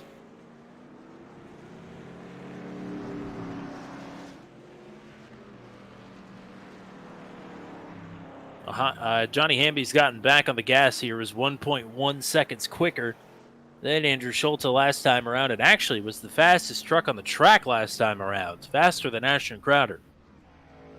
I mean, it's just crazy how much separation we've seen in this race. I mean, at Mid-Ohio, we saw separation, but nothing like this. No, certainly not.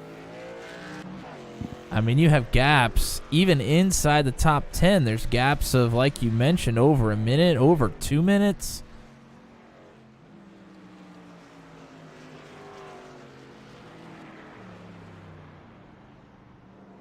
Yeah, between 6th and 7th.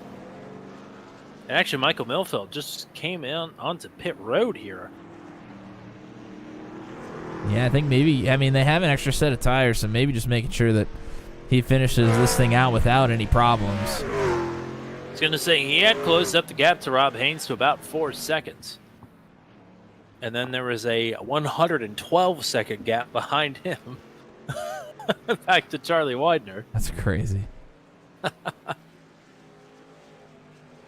Yep, 4.5 seconds now for Johnny Hamby. He continues to eat away at Andrew Schulte here in second. 12 laps to go. At this rate, he'll catch him.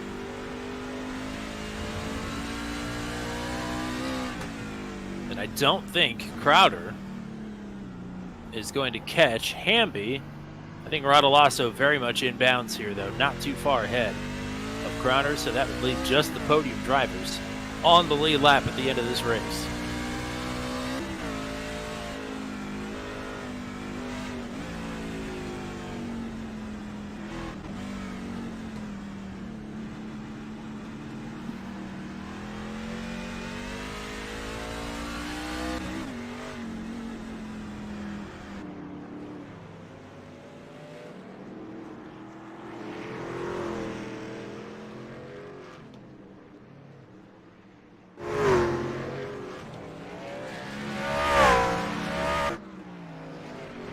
Another 7/10 this last time around for Hamby.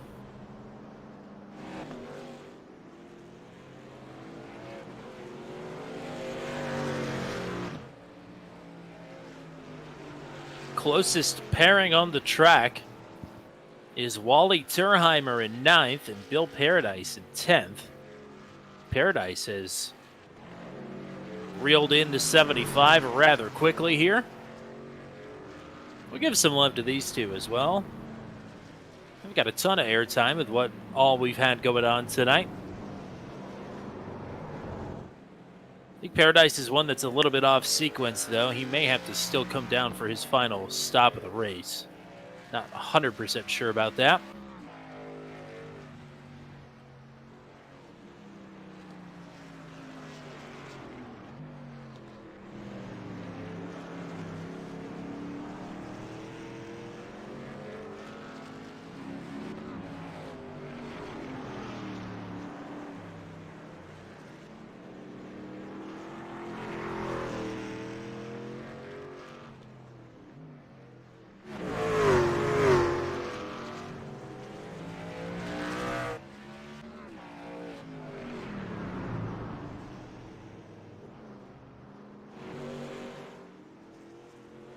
Paradise is only, I think, one of 4 drivers to start every race this season.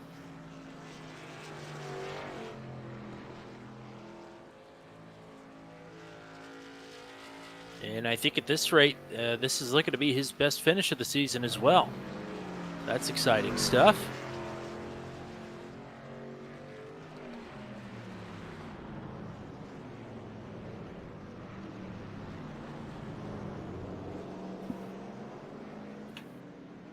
Johnny Hamby, watch.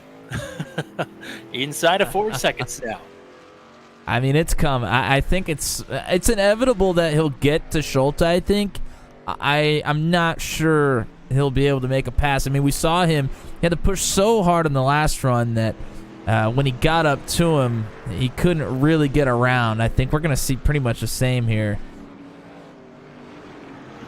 But I could be wrong. Fastest truck on the track last lap was Matt Rodolasso in 4th.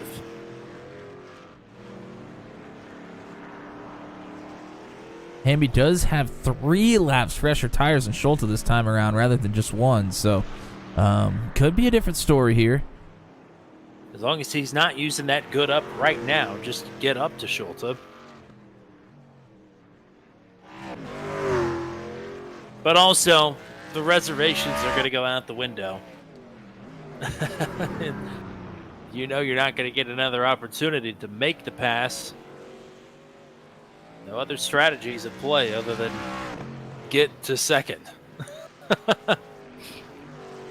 Yeah, this may be one where you just want to know you finish on the podium. not take anybody out, not take yourself out. Yeah, certainly Schulte and Hamby. Well, Schulte is second in the points, so he would probably have some reservations about Hamby running him really hard. But Hamby, a podium finisher at Mid-Ohio, wants to get back up.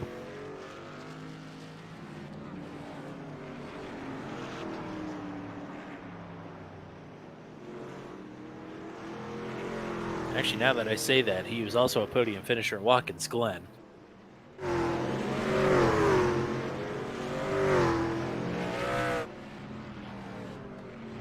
But the gap through traffic here closes up again. Schulte looking pretty wiggly getting around Bill Paradise. Still riding about a second and a quarter behind Wally Thurheimer for ninth. But the battle for second is working through them.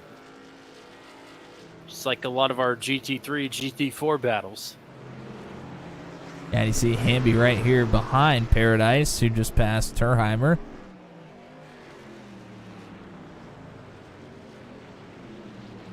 So move Wally back to 10th, Bill up to 9th, and Hamby through the melee.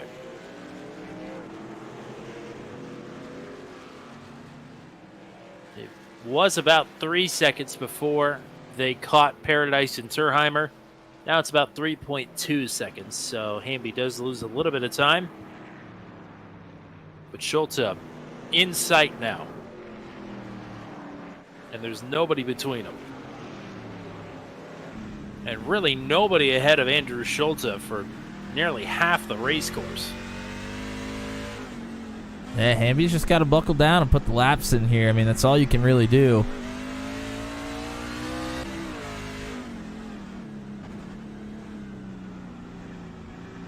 And Martha Thurheimer with a lovely support message to Wally.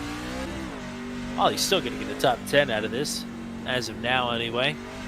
And Bill Paradise not too far ahead, so maybe Wally can get back on it.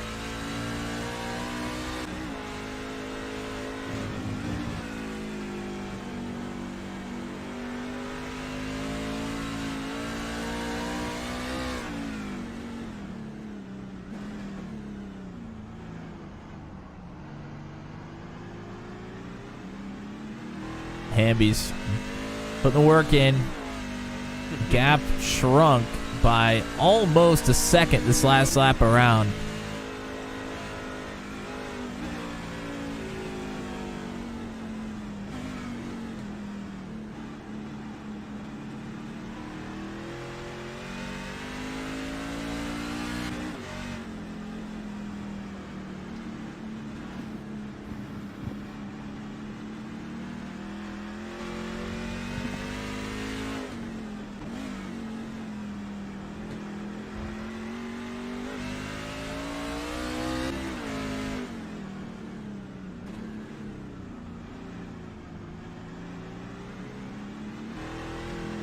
Oh, problems for Ryan McRoberts. He has crashed in the hairpin.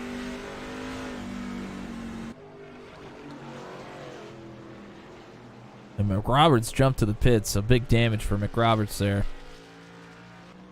Yes, it looked like he had some wheel hop. It sent him into one of those blue and yellow tire pylons there on the inside of the hairpin. And unlike in real life, they do not move here in the sim. They are destructors. Oh, Schulte mega loose there through the hairpin. Hamby's got to be licking his chops. Well, we questioned Hamby waiting that long to come down pit road, but here he is at the end of the race, and it seems like it's paying off. You just got to close the deal now. I mean, almost 2 truck lengths deeper into that braking zone, one of the toughest ones in the track. Hamby is here.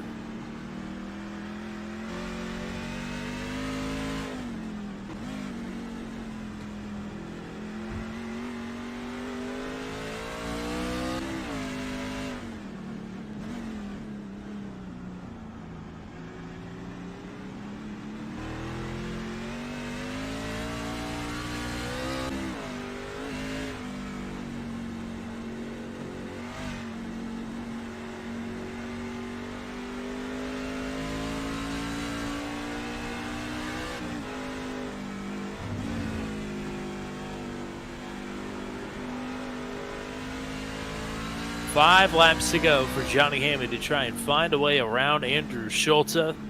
For second, Schulte with a big lock up there. And again, looking loose out of the hairpin. Hamby might have the look this time. Oh, wow. And now Big Hamby, wheel. that snap oversteer that he got as soon as he came up to Schulte last time. That was a big wheel movement from Hamby.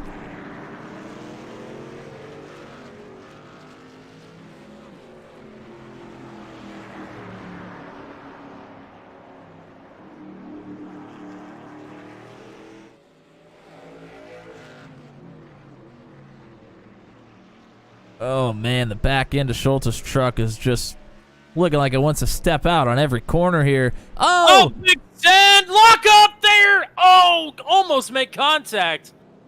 I'm not sure how much Hamby was trying to send that as much as he just wheel hopped it and locked it up. But it was almost disaster for both of them regardless. Yeah, Schulte had huge problems in there as well. I mean, both of them just pushed it a little too hard, I think.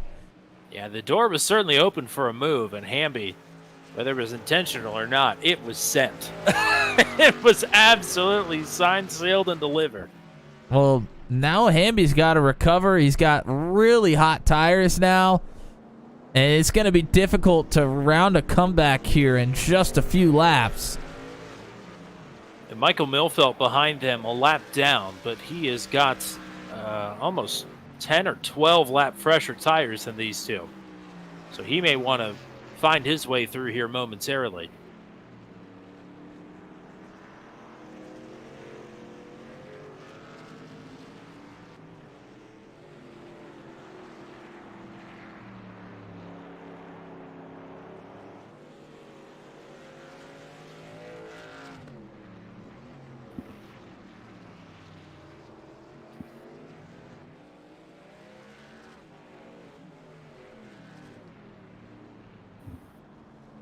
Three laps to go for Ashton Crowder.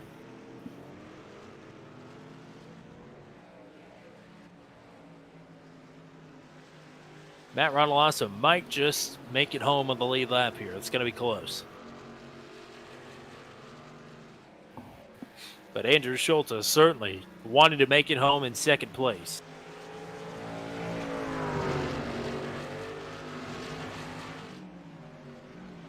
Hamby's made the charge here. Doesn't send it too hard into the hairpin, but rolls through it very well. Looks to have a good run.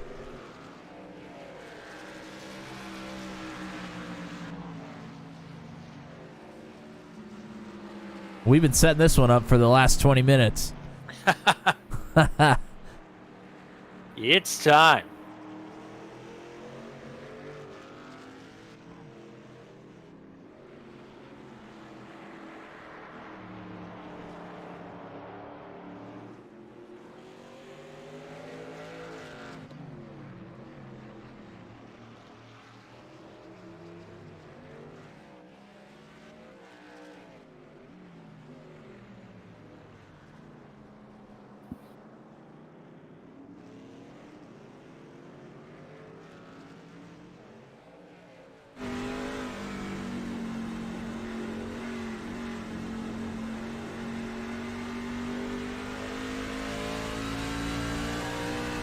Schulte gets the power down first out of the S's.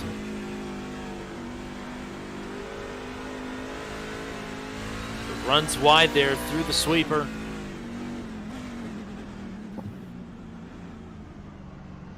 Oh, a little bit of a lockup for Way Schulte. wide. Good defensive positioning, though, out of it, but Hamby has got the momentum. 4 miles to go for this duo.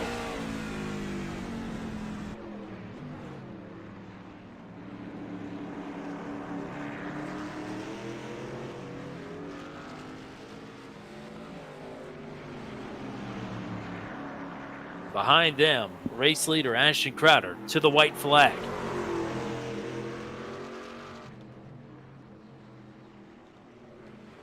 Oh, Schulte. Big hop over the turtle there. Hamby right back to it. Less than a truck length. Another wiggle from Schulte.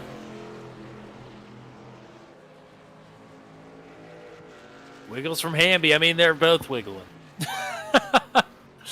Yeah, they're pushing so hard right now, pushing each other, sliding all over the place. Schulte wide! Dips the tires off into the grass. Here goes Hamby. Schulte with a lockup. Hamby to the inside. Hamby to second. Schulte giving it everything he's got, but one more lap to try and get it back. Yep, they got one more to go. Hamby's got to try to hold off Schulte now. It's a role reversal. Here comes Ashton Crowder through the hairpin.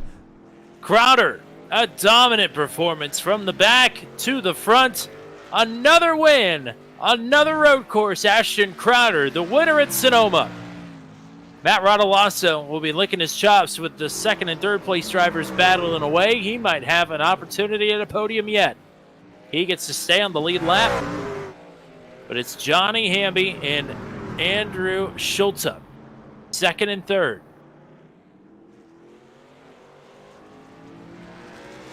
With the pace that Hamby was showing, he finally is able to make the pass. And maybe the final nail in the coffin for Schulte to finish P2, but we still have the hairpin to go.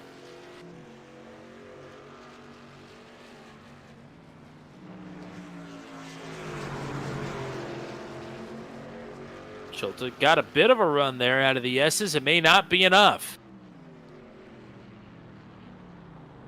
Oh, he's certainly trying. Oh, he slides. He absolutely gave it his all there.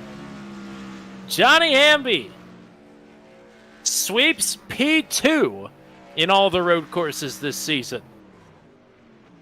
Andrew Schulte, another podium performance. And Matt Rodolasso will take his third top 5 of the season.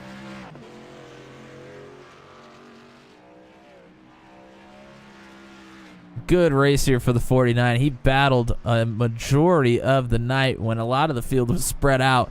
He was still in the middle of the pack fighting. Yes, he weathered a lot of the chaos there with comers and goers early in that one, and comers and goers and spinners as well. Is Ashton Crowder starting to burn him down through the old Gilligan's Island? Have to see if he's going to take the drill spill over to the drag racing track. I just got a major hit of deja vu, and I'm not saying that ironically because Ashton Crowder is a winner again. Just feel like I had a dream about this. Well, you've seen it so many times this season, that's probably all you think about. Probably. Not quite on the drag strip, but we're running parallel to it here. Is Crowder burning him down? Win number 9. 9 out of the 15 races gone to Crowder this season.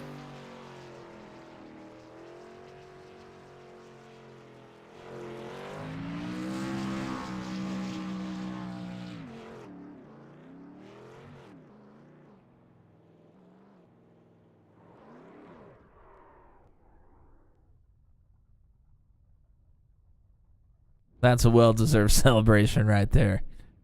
1 minute and 1 second advantage, or rather deficit, back to Johnny Hamby. And that is where Crowder is going to park it. I'll give you the full finishing rundown here. Crowder, Hamby, and Schulte. We'll talk to all three of these gentlemen momentarily. Certainly give Hamby and Schulte a minute to catch their breath after this one. Rodolasso then will finish in 4th. Scott Patton, first truck a lap down, will finish in the top 5. Rob Haynes in 6th, Michael Milfeld Jr. in 7th, Charlie Widener in 8th. Bill Paradise, best finish of the season in P9, Wally Turnheimer back in the top 10.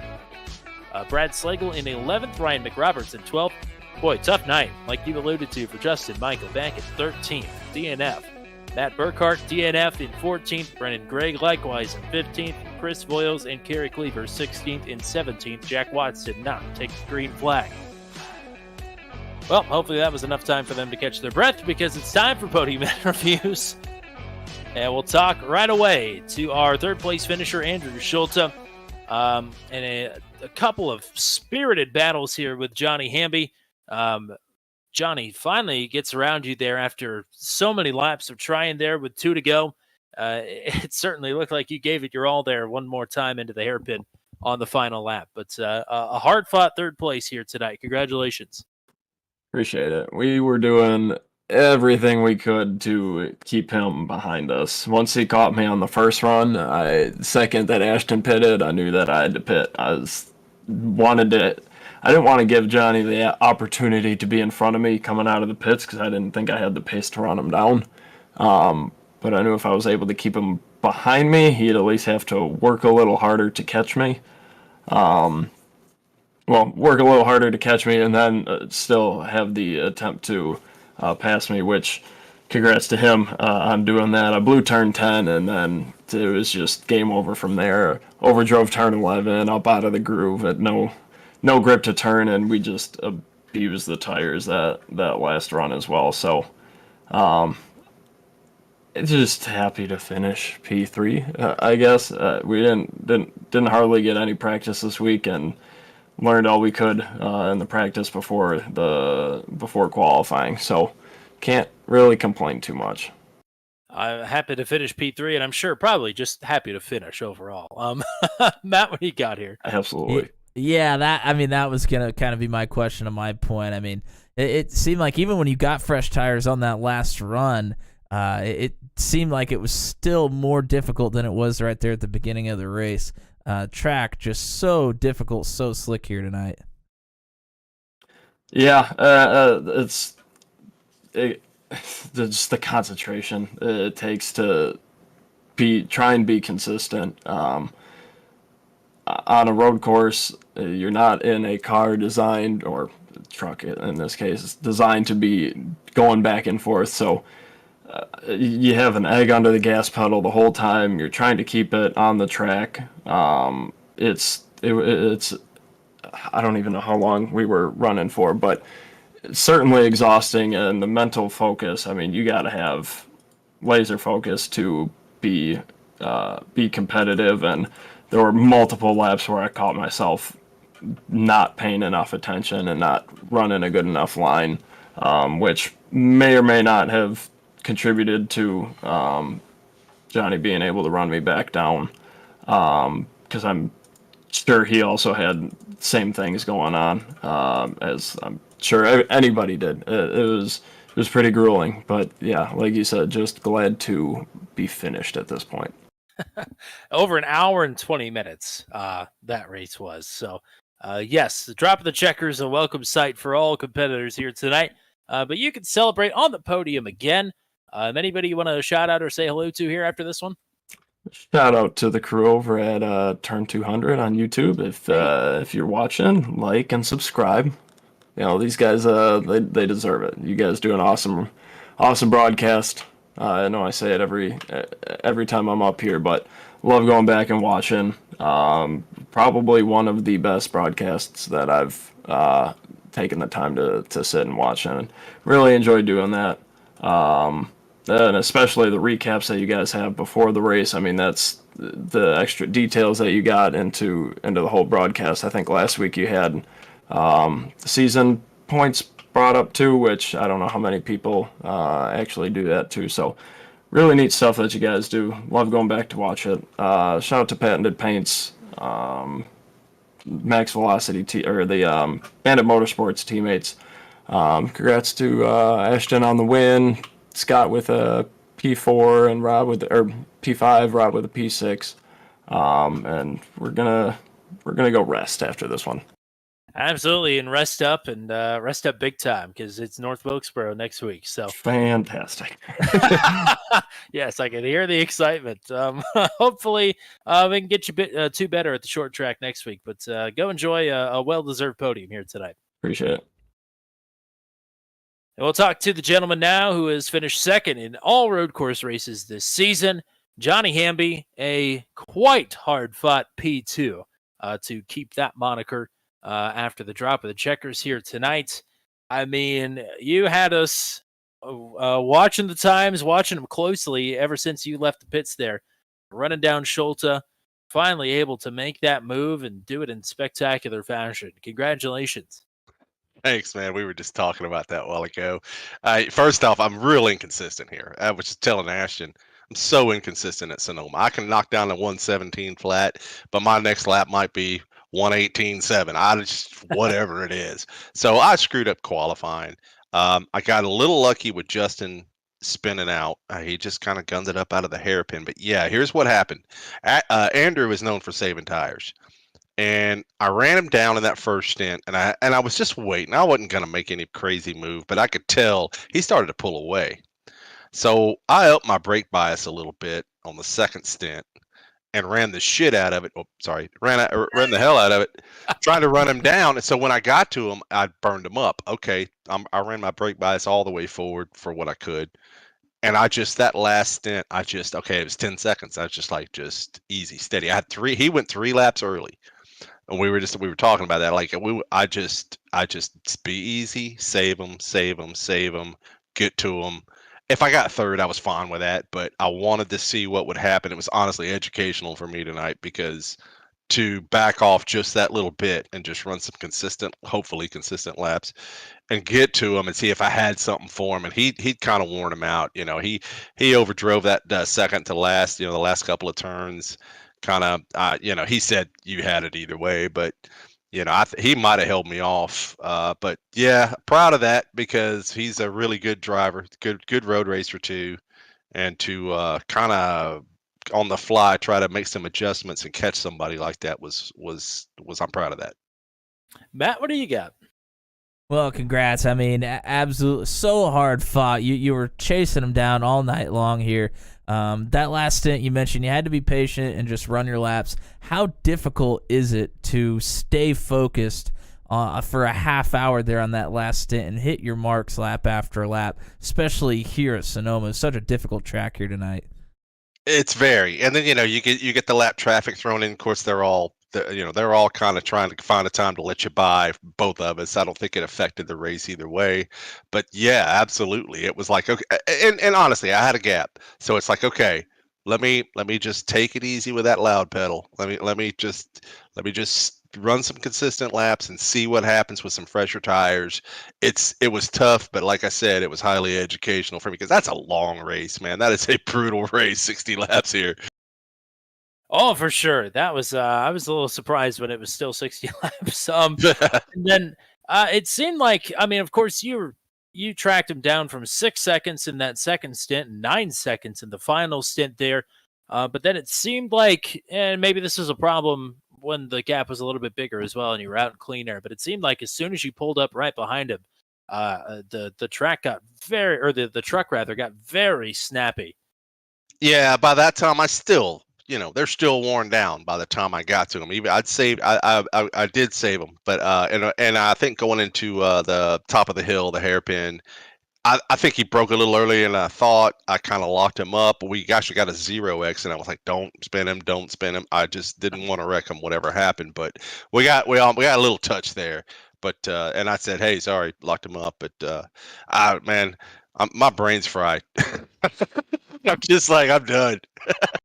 So we were expecting a little bit of a contact, a little bit of rubbing and racing there late in the going, and you provided. So congrats on the P2 here tonight. Anybody you want to shout out or say hello to here? I just appreciate this league, man. I'm learning so much. Obviously on the oval side, but clearly tonight I learned a lot running road races. I just love this stuff, man. I'm just hooked on it. And thanks to Lehman and Justin and all these guys that put this on, and you guys for a great broadcast. And shout out to my wife who just supports me doing this and lets me chew her ear with it and kind of just acts like she's interested. Absolutely. Shout out to all the sim wives and sim moms.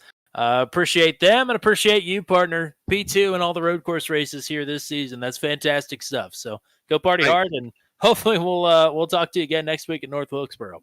Yeah, I hope so. Thanks. Now it's time for the race winner. Nighttime this season. Ashton Crowder, an absolute whooping on the field, and had to drive all the way from the back to the front by choice. over a second advantage, or I guess a difference there at the end of the race for the race winner here. Congratulations. That was quite the drive. Thank you. Yeah, I mean, it was definitely the hardest race we had all year. I'm not gonna do the Lewis Hamilton like faking out of breath stuff. Um, oh man, it was so hot out there, but yeah, talking to Johnny and Andrew in the waiting room, there's there's no way I'd be capable to do this in real life for 60 laps. So I'm really thankful I have AC and water to drink because yeah, this would have been pretty painful. I mean, you you cut about half of the field down in the first lap there. It Mhm. seemed like about 4 or 5 trucks in the first 2 corners alone. Sketchy on cold tires, working your way up through the field there, I would imagine. Honestly, not really. I really was not pushing at all. But I think it seemed like everybody else was. So essentially, I was just kind of half throttle riding around there, not lighting anything up, just being aware of what was going on. And I mean, that ended up really doing it for us because the rest of the run, I mean, we were really fast. I think that the final run right there, the third one, probably the best run that I had out of the three. But coming up through the field, it's kind of, I don't want to say something sounds mean or anything, but I mean, it was kind of wild how easy it was just because I wasn't pushing so hard. It just, everything came to me. And I locked into, like I was talking to Andrew about, like I locked into like a concentration sort of flow state there, as you call it in basketball terms. And yeah, I mean, there's like 40 laps there where I couldn't tell you what was really going on. I know I screwed up a few corners, and that kind of sucked, but everything else, I mean, it was just so locked in, pretty much perfect. Yeah, it was, yeah, I don't know what else to say. It was just really, really strong. I would imagine there's a good chunk of the field that's probably driving um, worried, I guess, rather than driving easy or driving conservative. That probably helped your situation, just not being worried. I Yeah, would imagine. It's yeah, a lot of that's people it. are not comfortable road racing, especially at a track as gripless as this one. That's a great point actually. I was kind of thinking about that myself. Like during the race, even when I have a good lead, like I don't drive scared at all. Like I'm always trying to push pretty much as hard as I feel like I'm able to. I feel like if you start kind of getting into a zone where you're like, oh, I don't want to make mistakes, I don't want to spin out, something like that, like you end up doing stuff that you normally wouldn't do. So it's a real mind game, and the whole time trying to keep yourself in it, I suppose. Works the same way with, I'd say, like real life racing and different sports. I know for sure, like basketball, if I say to myself, "Oh man, I'm nervous," or "I don't want to take that shot," or like, "Oh, I might not make that," or "Don't make that pass," something like that. You play scared, you play awful. Uh, and the racing is fully about confidence and keeping yourself in it. And that's what really makes it challenging at the end of the day. Because if you let off a little bit, you can lull yourself into a mistake. Matt, what do you get for the race winner? Well, congrats. I mean, you're absolutely a machine here tonight. You kind of answered part of the question, but I guess I'll ask a second part of it. My question is going to be how you keep yourself in it. What do you turn to? Do you turn to like trying to, one up your lap times or try to stay a consistent lap time? Or what are the things that you kind of use to keep your mind in it when you're 40 seconds in front of the field going into the last run? I think a lot of it. I'll kind of open up my standings bar and see what my gap is each lap to whoever's in second, or if I'm not in the lead, like whoever's behind me or in front of me. And just try to keep that gap coming down or up, whatever it may be. So like for example, that last run there, I was really paying attention to how fast Andrew was going and Johnny both. And there's a point where I think Andrew may have been 48 seconds behind me, like 48.4, and then Johnny was 50.1, somewhere around there. And I kept seeing that I was gaining about a second on Andrew, and I was only gaining like a half a second on Johnny. So just watching that every lap, I was like, all right, cool. Like if I can go a little bit faster, there'll be even more of a gap there, and I'll pull away even more. And just kept doing that, and like I have my session last lap, tab bar, whatever you call it, delta bar up. And if that's in the green, we're running well, and if it's 8 tenths down in the red, we're probably in trouble.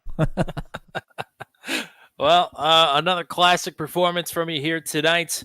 I know you got people you want to shout out and thank here, so take it away. Thank you. Yeah, of course, BC Lunar Tech. They paid for the car in the shop this week, the sad Toyota Camry XSE maybe, or maybe XR, whatever it is. Yeah, they paid for that, so hopefully I'll get my car back and not have to use my girlfriend's every day. You guys for putting on the broadcast, Justin, Scott, everybody, James, for putting on the league. And I usually forget to say this, but I've been meaning to. I want to give a shout out to all the fans out there. That's a Hey. Lewis Hamilton thing.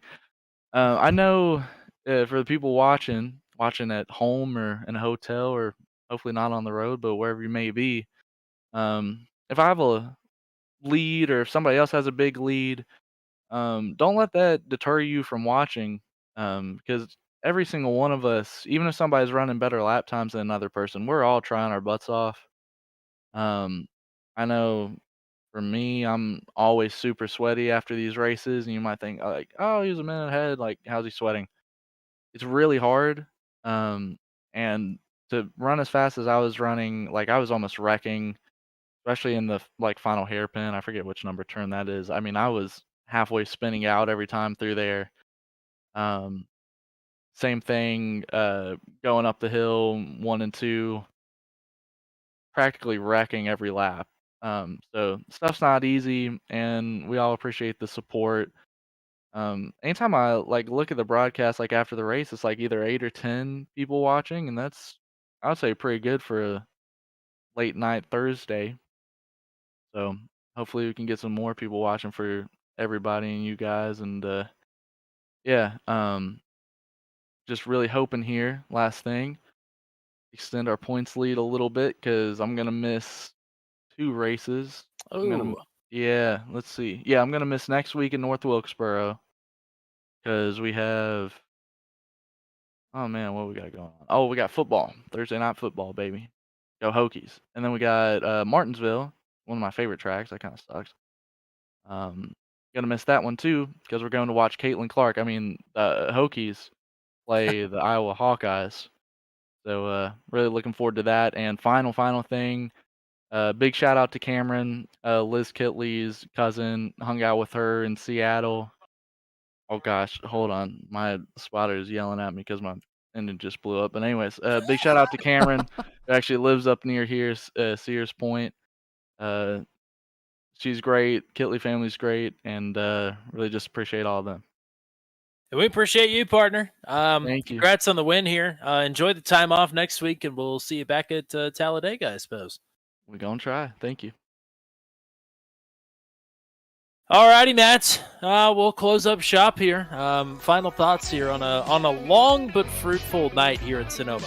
Yeah, I mean, there were a couple battles all throughout the night that really never subsided. I mean, we were watching lap times real close, especially Schultz and Hamby, but Rodolasso, Patton, and Justin Michael, before his race ended, they were all going at it for the entire night too. So, Ashton kind of mentioned it. Somebody's way out front, but there's a lot of good stuff throughout the field. So shout out to the drivers that came out tonight and put it all out there. Man, such a tough night for them, and they deserve the rest after this one because that was a toughie. So shout out to the drivers that we have, and shout out to the people that were in the chat here tonight as well.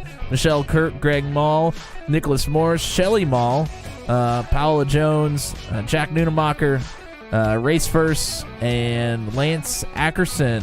Oh, and Martha Termheimer was in here right there towards the end as well. So shout out to you guys for it being in here in the chat with us, and appreciate y'all watching. Absolutely, and these drivers need to rest up, because next on the docket, 175 laps in North Wilkesboro next Thursday night, and that is going to be right back to, as Ashton would say, sweating for just about everybody in the field here. So hopefully they get some rest in the next 7 days, and a little bit of rest for us, some extra rest for me. I will be away this weekend. We got the Matt Williamson special event, the Porsche Mission R Challenge on Sunday afternoon from Bathurst. That's going to be an absolute blast. It sounded like their Thursday top split strength of field race today was an absolute riot. So we're in for that on Sunday. On Monday, it is Truck 200 from the Milwaukee Mile. On Tuesday, Venom Truck Series goes to Das Boot. Watkins Glen Boot Truck Series racing action. That is going to be very, very exciting. And ASRL Southern Shores Realty Sports Car Championship is at Jerez for 2 races in Spain next Wednesday night. And, of course, right back here next Thursday at North Wilkesboro, the racetrack revival for the revival season of Maximum Velocity Racing League, round number 16. So that is all we've got for you here tonight. If you would please, on your way out of the stream tonight, hit subscribe. Every little bit helps us in our quest to get to 500 and ultimately 1,000 subscribers here on Turn 200. Appreciate everybody hanging out with us here tonight. For everybody with the Maximum Velocity Racing League, for the GOAT, Mr. Matt Williamson, I'm Tommy Cook. Until we meet again here, we say so long from virtual Sonoma Raceway, where Ashton Crowder takes win number 9 on the season. Have a good night, everybody.